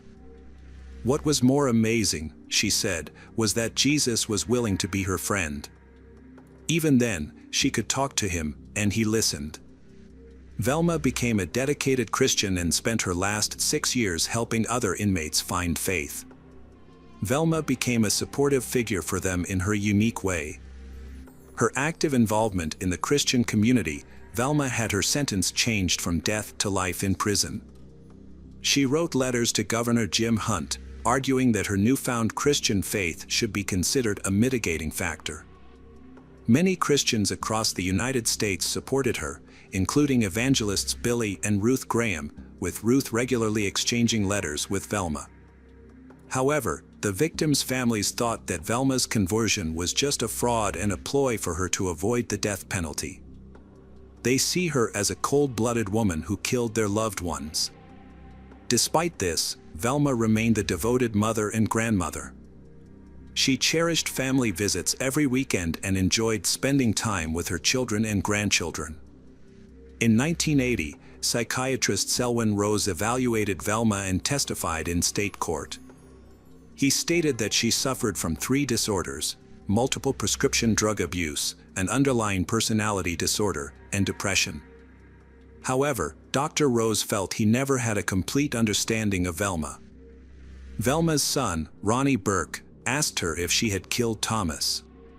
She responded that she was sure she probably did. She couldn't remember clearly but believed she had left a cigarette or match in the bed and then closed the door, leaving her drunk Thomas to sleep in their burning house. Velma admitted to the pastor that she had killed Jennings. She expressed relief that everything had come to light because she feared she might poison her grandchildren. Velma did not understand why she committed the murder and felt unable to stop herself. The governor of North Carolina denied Velma's clemency request, stating that her victims died in a torturous manner. An appeal was made based on testimony from Dr. Dorothy Lewis, a psychiatry professor at New York University School of Medicine. She claimed that Velma suffered from dissociative identity disorder and had shown patterns of manic depressive disorder earlier in her life. Velma filed her final appeal on October 30, 1984, in the North Carolina Supreme Court, arguing that she was incompetent at her original trial due to her drug addiction. This appeal was rejected in federal court. The day before her execution, she instructed her attorney, Jimmy Little, to withdraw all appeals. In her last hours, Velma chose to reflect and pray, finding solace in her faith. During that time, the renowned pastor Billy Graham spoke with her over the phone, saying that in a way, he envied her because she was going to get to heaven before he did. Before her execution on November 2, 1984, at Central Prison in Raleigh, Velma released a statement expressing her remorse for the pain she had caused. She acknowledged that everyone had suffered, including all the connected families, and offered her apologies. She also extended her gratitude to everyone who had supported her over the past 6 years, expressing appreciation for her family, her attorneys, and all those who had shown her kindness, including the prison department staff. She was thankful for everything they had done for her during those 6 years. She chose cheese doodles and a Coca-Cola for her last meal. She had her final visits with family and friends and mentioned that entering the gas chamber at 2 a.m. would be her gateway to heaven. She wore pink pajamas for the execution, with a stethoscope and heart monitor attached to her chest. A wheeled gurney was brought to her cell, and she was strapped onto it before being taken to the execution chamber shortly before 2 a.m. outside the prison. Several groups of protesters gathered, including both supporters and opponents of the death penalty. Some protesters criticized Governor Hunt for lacking mercy and compassion, believing that the condemned could still contribute positively by helping fellow inmates while serving life in prison. Inside the prison, inmates banged rhythmically on their cell windows as they awaited the execution. Approximately 80 supporters of capital punishment gathered to cheer and applaud. The execution was carried out by 3 volunteers, with one intravenous line serving as a dummy so that none of the volunteers knew who actually delivered the lethal dose. Velma was pronounced dead at 2:15 a.m., 15 minutes after receiving the injection of proton bromide. Witnesses to the execution said Velma died peacefully, with no signs of pain. Around 300 death penalty opponents held a silent vigil, holding candles that were extinguished at the moment of her execution at 2:25 a.m. Velma's body was transported by ambulance to a medical school, fulfilling her wish to donate her organs for transplantation. She was later buried in a small cemetery in North Carolina beside her first husband, Thomas. Hello friends, welcome to our channel. Today we're going to take a look at another horrible case with you. The case of Teresa Halbach. Teresa was born on March 22, 1980, in a family of 5 siblings. Her parents, Richard and Karen, raised her on their family dairy farm. Tragically, her father passed away when she was 8. Later, Karen married Richard's brother, Thomas, and they raised their blended family together. Teresa loved the outdoors and dreamed of becoming a photojournalist for National Geographic. Her friends commented that she had a special ability to make people feel welcome. She is a very studious person and graduated summa cum laude with a degree in photography from the University of Wisconsin-Green Bay. After graduation, Teresa continued working with Pierce Photography, where she had interned during college. She started her own business, Photography by Teresa, operating out of the Pierce studio. Teresa traveled widely and took freelance jobs with Auto Trader magazine, photographing vehicles for sale to supplement her income. Unfortunately, this job led to her untimely death. All the evidence pointed to one person, Stephen Avery. Stephen contacted Teresa to arrange a photo shoot of his sister's minivan. Records show she was last seen at 2:30 p.m. that day, a fact confirmed by Stephen's nephew, Bobby, who reported seeing the car enter the salvage yard. Stephen was first charged with a weapons violation, as he was a convicted felon. On November 11, 2005, he was charged with Teresa's murder, kidnapping, sexual assault, and mutilation of a corpse. Stephen's blood was found in Teresa's SUV, and her car keys were discovered in his room. Throughout, Stephen claimed he was innocent and that the police were framing him. At the time, he was involved in a $36 million civil lawsuit against Manitowoc County. Stephen Avery, born on July 9, 1962, is from Manitowoc County, Wisconsin. He grew up with his 2 brothers, Charles and Earl, and his sister Barbara, raised by their parents, Dolores and Alan. He dropped out of high school, and it was reported that he had an IQ of 70. He had several run-ins with the law. In 1981, Stephen spent 10 months in jail for burglarizing a bar. The following year, he was convicted of animal cruelty for pouring gasoline on his pet cat and throwing it into a bonfire, for which he served an additional 9 months. In 1985, he threatened his cousin, Sharon Morris, by chasing her out onto the street and pointing a gun at her, allegedly because he wanted her to stop spreading rumors about him. Sharon filed a report accusing him of repeatedly leaving naked and waiting in the front yard. Although he received a 6-year sentence for this crime, but then he was granted bail. Next was a case of mistaken identity, causing him to suffer an unjust prison sentence of nearly 20 years. On July 29, 1985, Penny Bernson reported that she was attacked and assaulted while walking on the beach near 2 rivers. The police thought the description of suspect she provided closely matched Stephen. He was then arrested and charged with the attack on Penny. A state-appointed forensic official testified that a hair found on Stephen's shirt was consistent with that of Penny. This evidence led to his conviction in December 1985, despite 16 witness statements and a time-stamped receipt proving his whereabouts at the time of the attack. Stephen was convicted of rape and attempted murder and was sentenced to 32 years in prison. He maintained his innocence and appealed in 1987 and 1996, but both appeals were denied by the higher courts.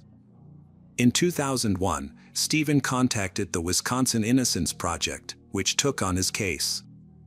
In 2002, DNA evidence proved his innocence, and Stephen was exonerated.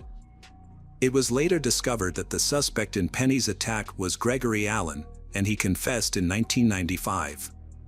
Gregory and Stephen looked very similar, and although Gregory committed a similar crime in the same area and was under police surveillance, but he was not considered a suspect. Gregory was not even included in the lineup of suspects.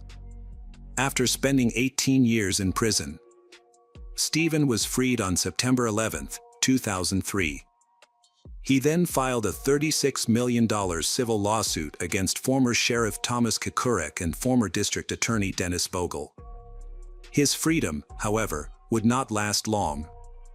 When Teresa was reported missing, searches were conducted at the junkyard, the last place where she had been seen, as confirmed by Stephen's nephew, Bobby Dassey.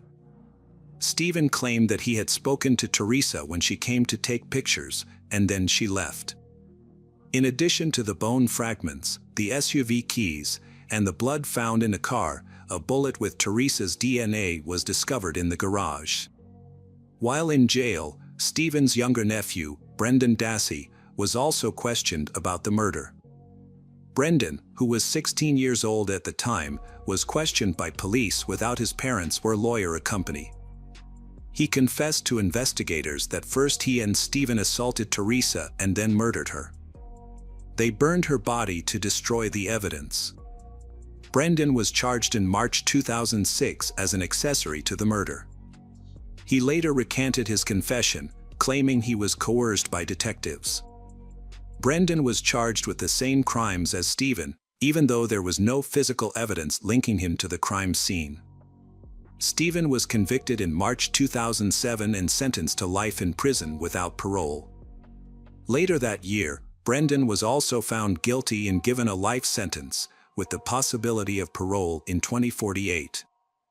This murder case did not have a clear solution and caused much controversy after the conviction. A petition urging the White House to pardon Stephen and Brendan collected over 128,000 signatures but ultimately had no effect. The White House clarified that, since the convictions occurred in a state court, the president lacks the authority to issue pardons. Many people, including Stephen and Brendan's families, believe in their innocence and hope the real killer of Teresa will be found. Stephen's ex-fiancée, Sandy Greenman, also believed that he is innocent. She started a Facebook page to raise awareness about the case, describing him as a model man. She expressed frustration that people wrongly portray Stephen as perpetually violent, but which is not true. Most notable, however, is the support of Kim Kardashian. As a socialite, she used her position to help Case get a fair trial. After learning about the case through social media, she became interested. Despite her attempts to appeal to the governor, also has no effect. However, she remains determined to seek justice for both Stephen and Brendan. On the other hand, some people believe that Stephen is the suspect, including Jody Stakowski, another ex-fiancée of his. Initially, Jody supported Stephen's innocence. Later, she confessed that she lied and it was all an act. In an interview with Nancy Grace, Jody claimed that Stephen had threatened to kill her, her family, and a friend. She alleged that he wanted revenge on women after he was wrongfully convicted in Penny's case. She stated that Stephen was the one person she couldn't trust and that he was a monster.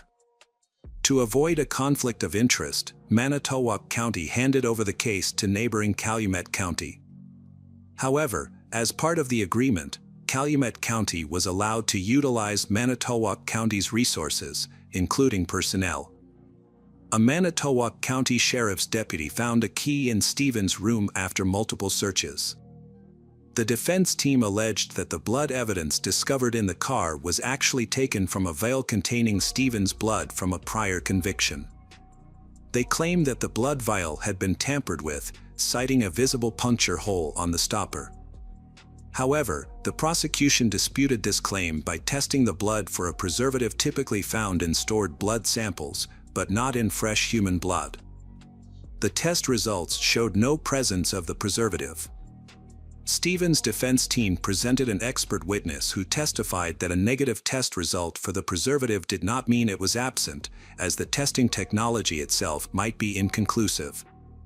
Brendan Dassey, who was 16 years old at the time, he was interviewed without a lawyer or parent present. Notably, Brendan had an IQ of 73, indicating intellectual disability, which may have made him more vulnerable to suggestion during questioning. Police used the Reed technique, a method that has been criticized as coercive, raising concerns about the reliability of Brendan's testimony. The Reed technique has faced criticism for leading to a high number of false confessions, particularly among juveniles and individuals with mental impairments. This method aims to make suspects feel comfortable with their interrogators, ultimately encouraging them to confess. During the interrogation process, suspects are presented with evidence that proves their guilt. In Brendan's case, he initially agreed with the interrogators but later retracted his confession. He claimed that his initial defense team worked with the prosecution to coerce a confession from him, which he later denied.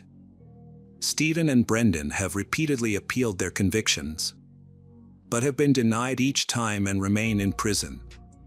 Their defense teams have made extensive efforts to secure retrials, but so far have been unsuccessful. However, Brendan is now being represented by Professors Laura Nyrider and Stephen Drizin from the Northwestern University Center on Wrongful Convictions of Youth. Despite encountering numerous obstacles, they continue to pursue appeals on his behalf. Stephen Avery's decision to hire Kathleen Zellner as his lawyer has greatly affected his case. It has raised concerns about the accuracy of the prosecution's claims. His previous lawyers, Dean Strang and Jerry Buting, have leveraged their newfound fame to promote the case and raise awareness about Stephen. Kathleen Zellner, a highly accomplished trial lawyer, has successfully overturned 19 wrongful convictions. Her meticulous approach and relentless pursuit of justice resulted in the discovery of crucial missing evidence, helping to exonerate her client. Kathleen quickly got to work after being appointed to Stephen's defense team, and she believes in her client's innocence. One of the first things she wanted to clear up was the confession of Joseph Evans Jr., a Wisconsin inmate serving a life sentence for killing his wife. He claimed that he was also behind Teresa's death and trying to frame Stephen. However, Kathleen rejected Joseph's claim, viewing it as a blatant attempt to gain attention. Joseph had previously sought attention by writing a lengthy letter to the media, said that he had overheard Stephen confessing to the crime. This time, Joseph was probably motivated by the prospect of getting some bonus money, which he could use to improve his life in prison. As a result, his claim is not being considered credible. In August 2016, Kathleen filed a motion requesting new scientific testing, offering to pay for it herself.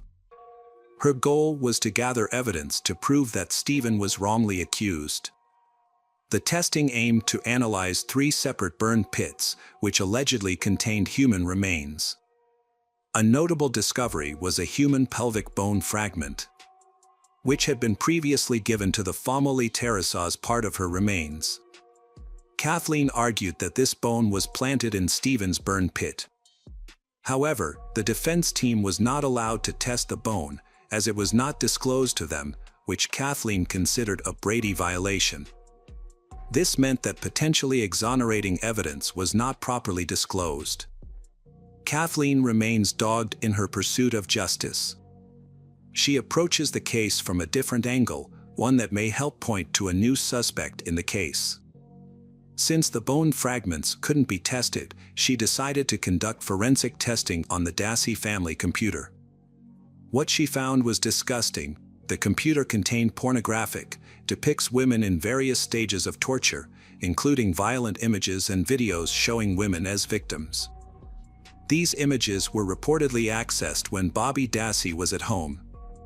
Kathleen also discovered that Bobby's family members, including his mother Barbara, Stephen's sister, and her husband Scott Tadich, were allegedly attempting to destroy evidence that could incriminate Bobby.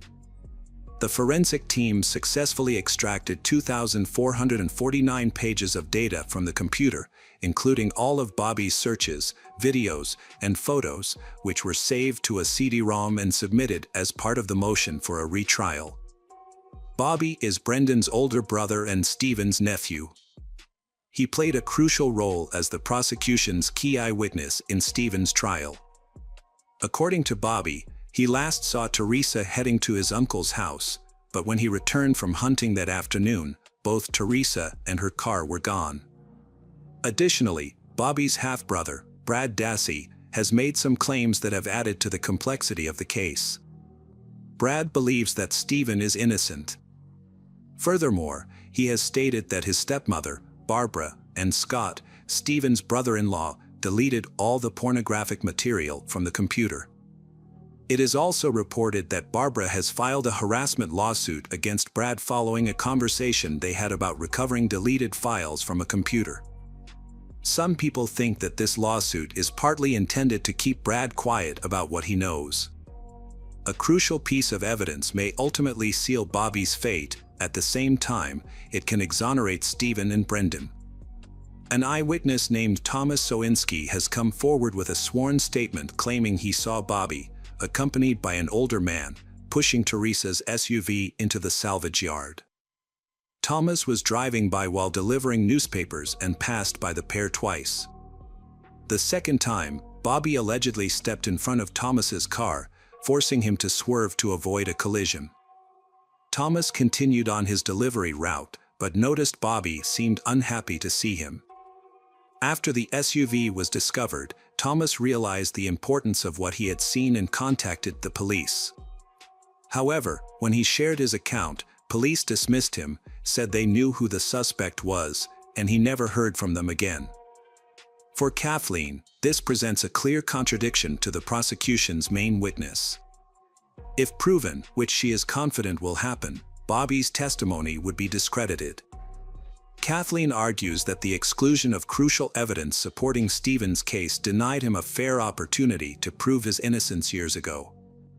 A newly filed appeal is currently under review by the court, with a decision expected in November 2022. Stephen Avery maintains his innocence. Kathleen emphasizes that she represents those wrongly convicted and warns that she will discover any deception. Hello again, true crime fans. We've got another mysterious case to explore. The case of Lauren Hugelmayer. Raleigh, a rapidly growing city in northeastern North Carolina, is known for its rich history and beautiful oak trees. However, on September 1, 2017, a horrific crime rocked the city. That morning, at approximately 1 a.m., the Raleigh Police Department's 911 dispatch center received a call from 28-year-old Matthew Phelps. Phelps was distraught and said he had accidentally stabbed his wife, Lauren, to death while he was dreaming.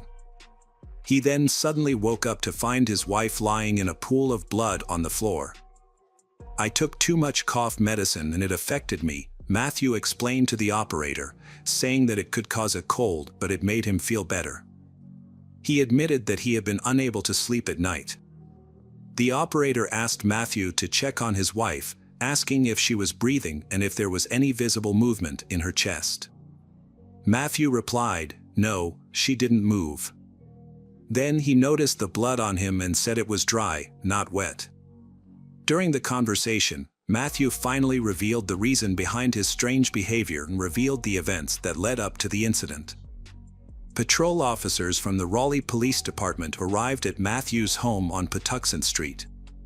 Upon entering the home, they found Lauren, 29, lying motionless on the floor, a bloody knife on the bed, and cough drops on the bathroom counter. Despite showing no signs of life, Lauren was taken to the hospital by paramedics, where she was pronounced dead. The investigation into Lauren's death led police to have conflicting theories about whether it was an accident or a targeted murder, after which they brought Matthew in for further questioning. An autopsy revealed the horrific extent of Lauren's injuries, with 123 stab wounds, including 44 to the face and the rest to the head, neck, and arms. The couple's social media profiles, which contain hundreds of photos, show a happy relationship. Matthew has a clean record, and from the outside, they appear to be a happy, carefree couple. However, it cannot be ruled out that Matthew's actions were influenced by a large dose of cough syrup. Can cause euphoria, delusions, and often make people act strangely. To unravel the mystery behind the murder, police dug into the couple's past. Lauren Hugelmayer was born on June 9, 1988, in Los Angeles County to a deeply religious family. Lauren had a normal childhood with her two older sisters, Beth and Brianna.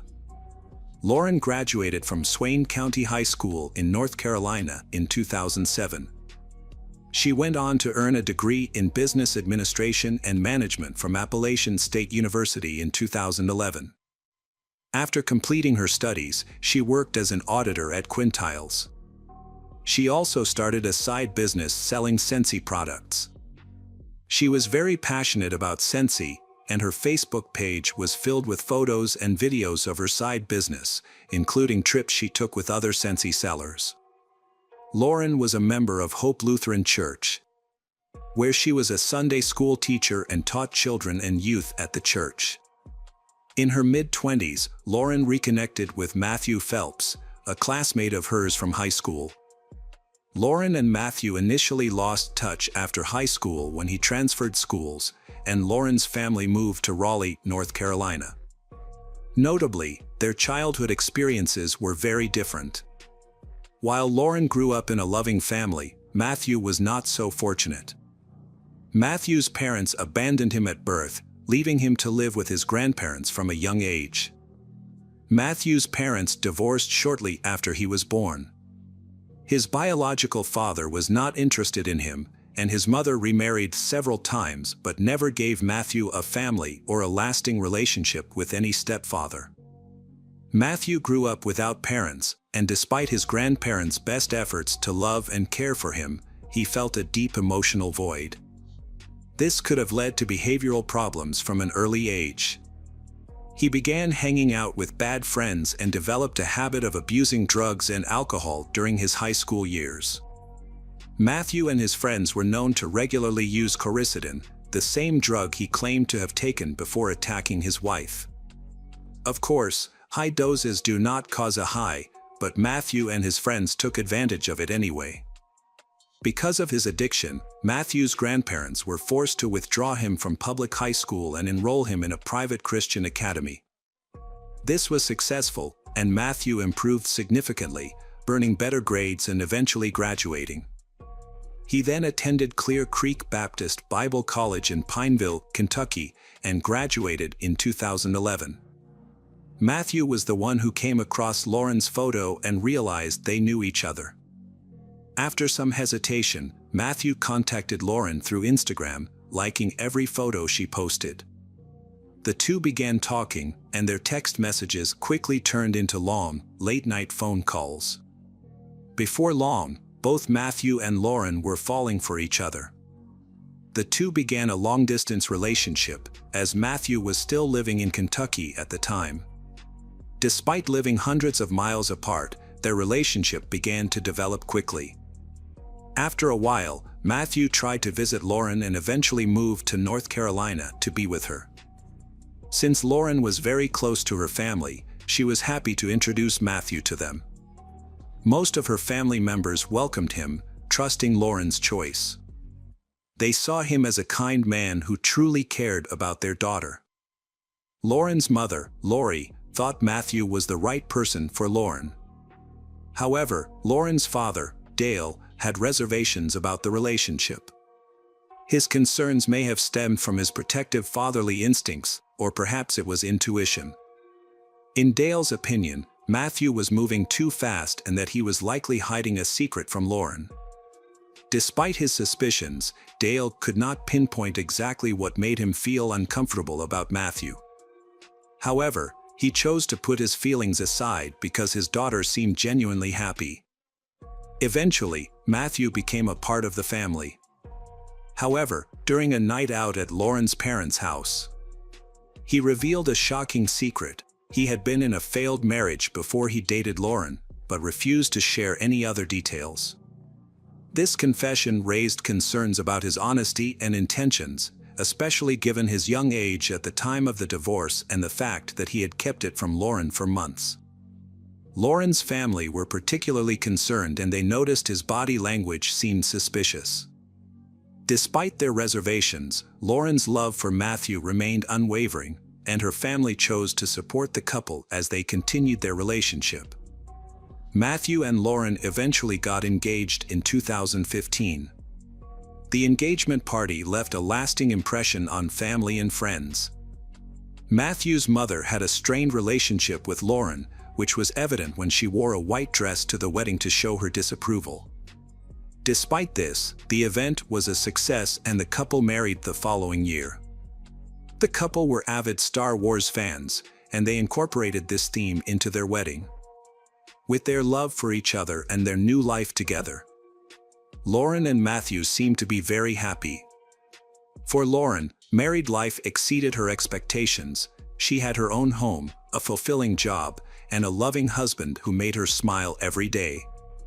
However, the dream marriage soon turned into an ugly reality when Matthew began to show his true colors.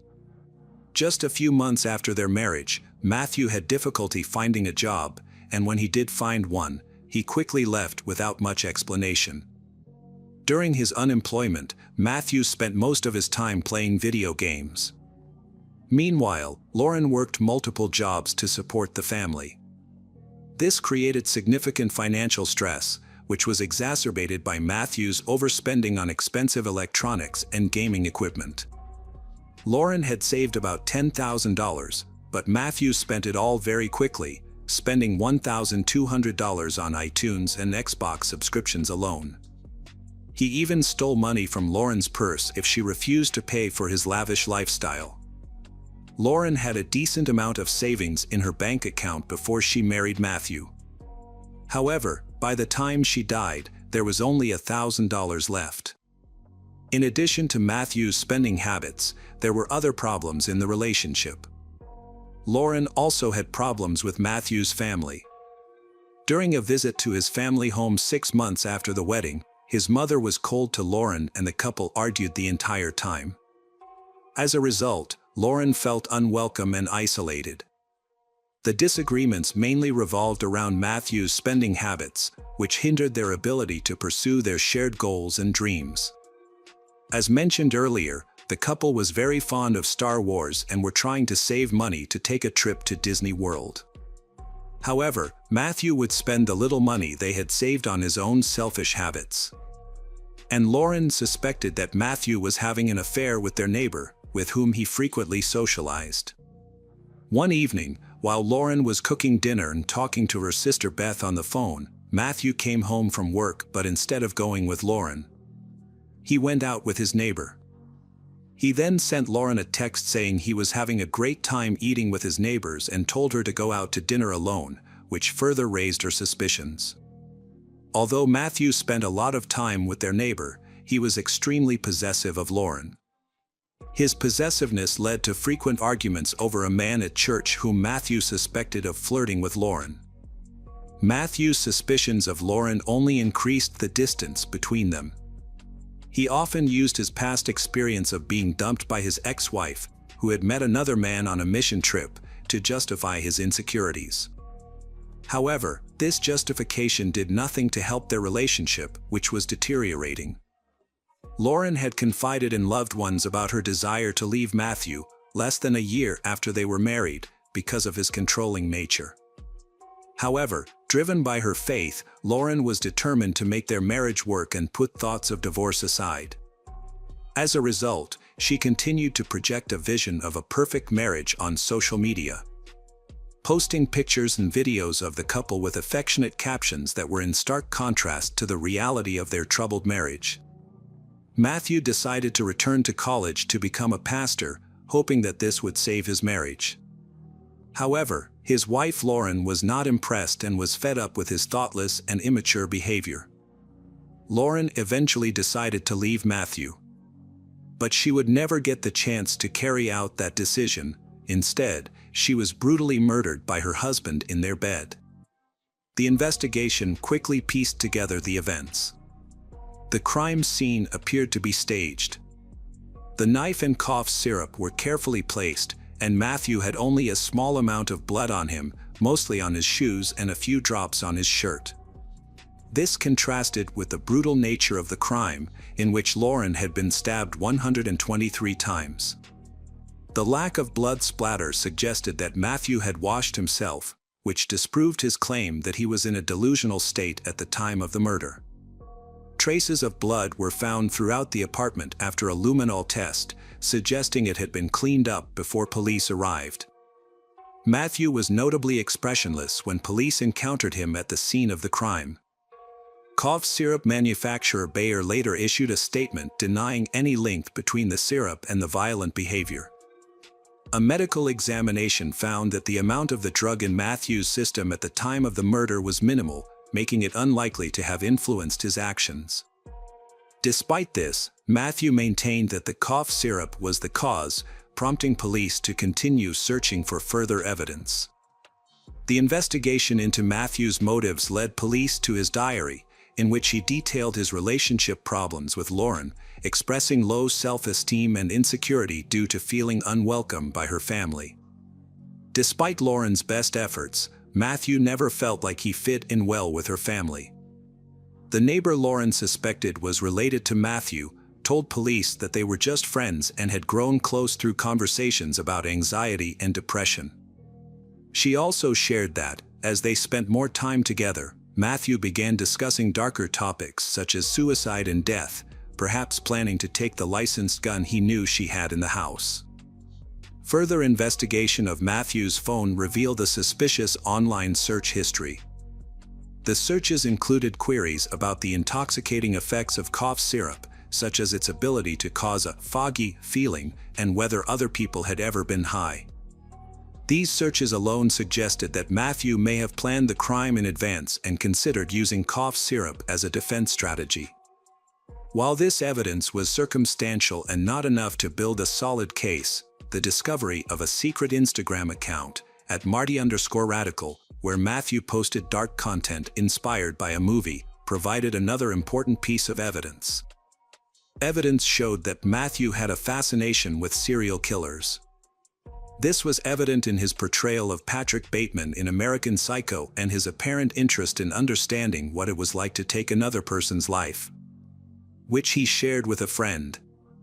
Before killing Lauren, Matthew posted a photo on Instagram with the statement, "Everyone thinks I'm a serial killer," and the hashtag, "Found an angel to kill." His Instagram account frequently referenced demons and evil.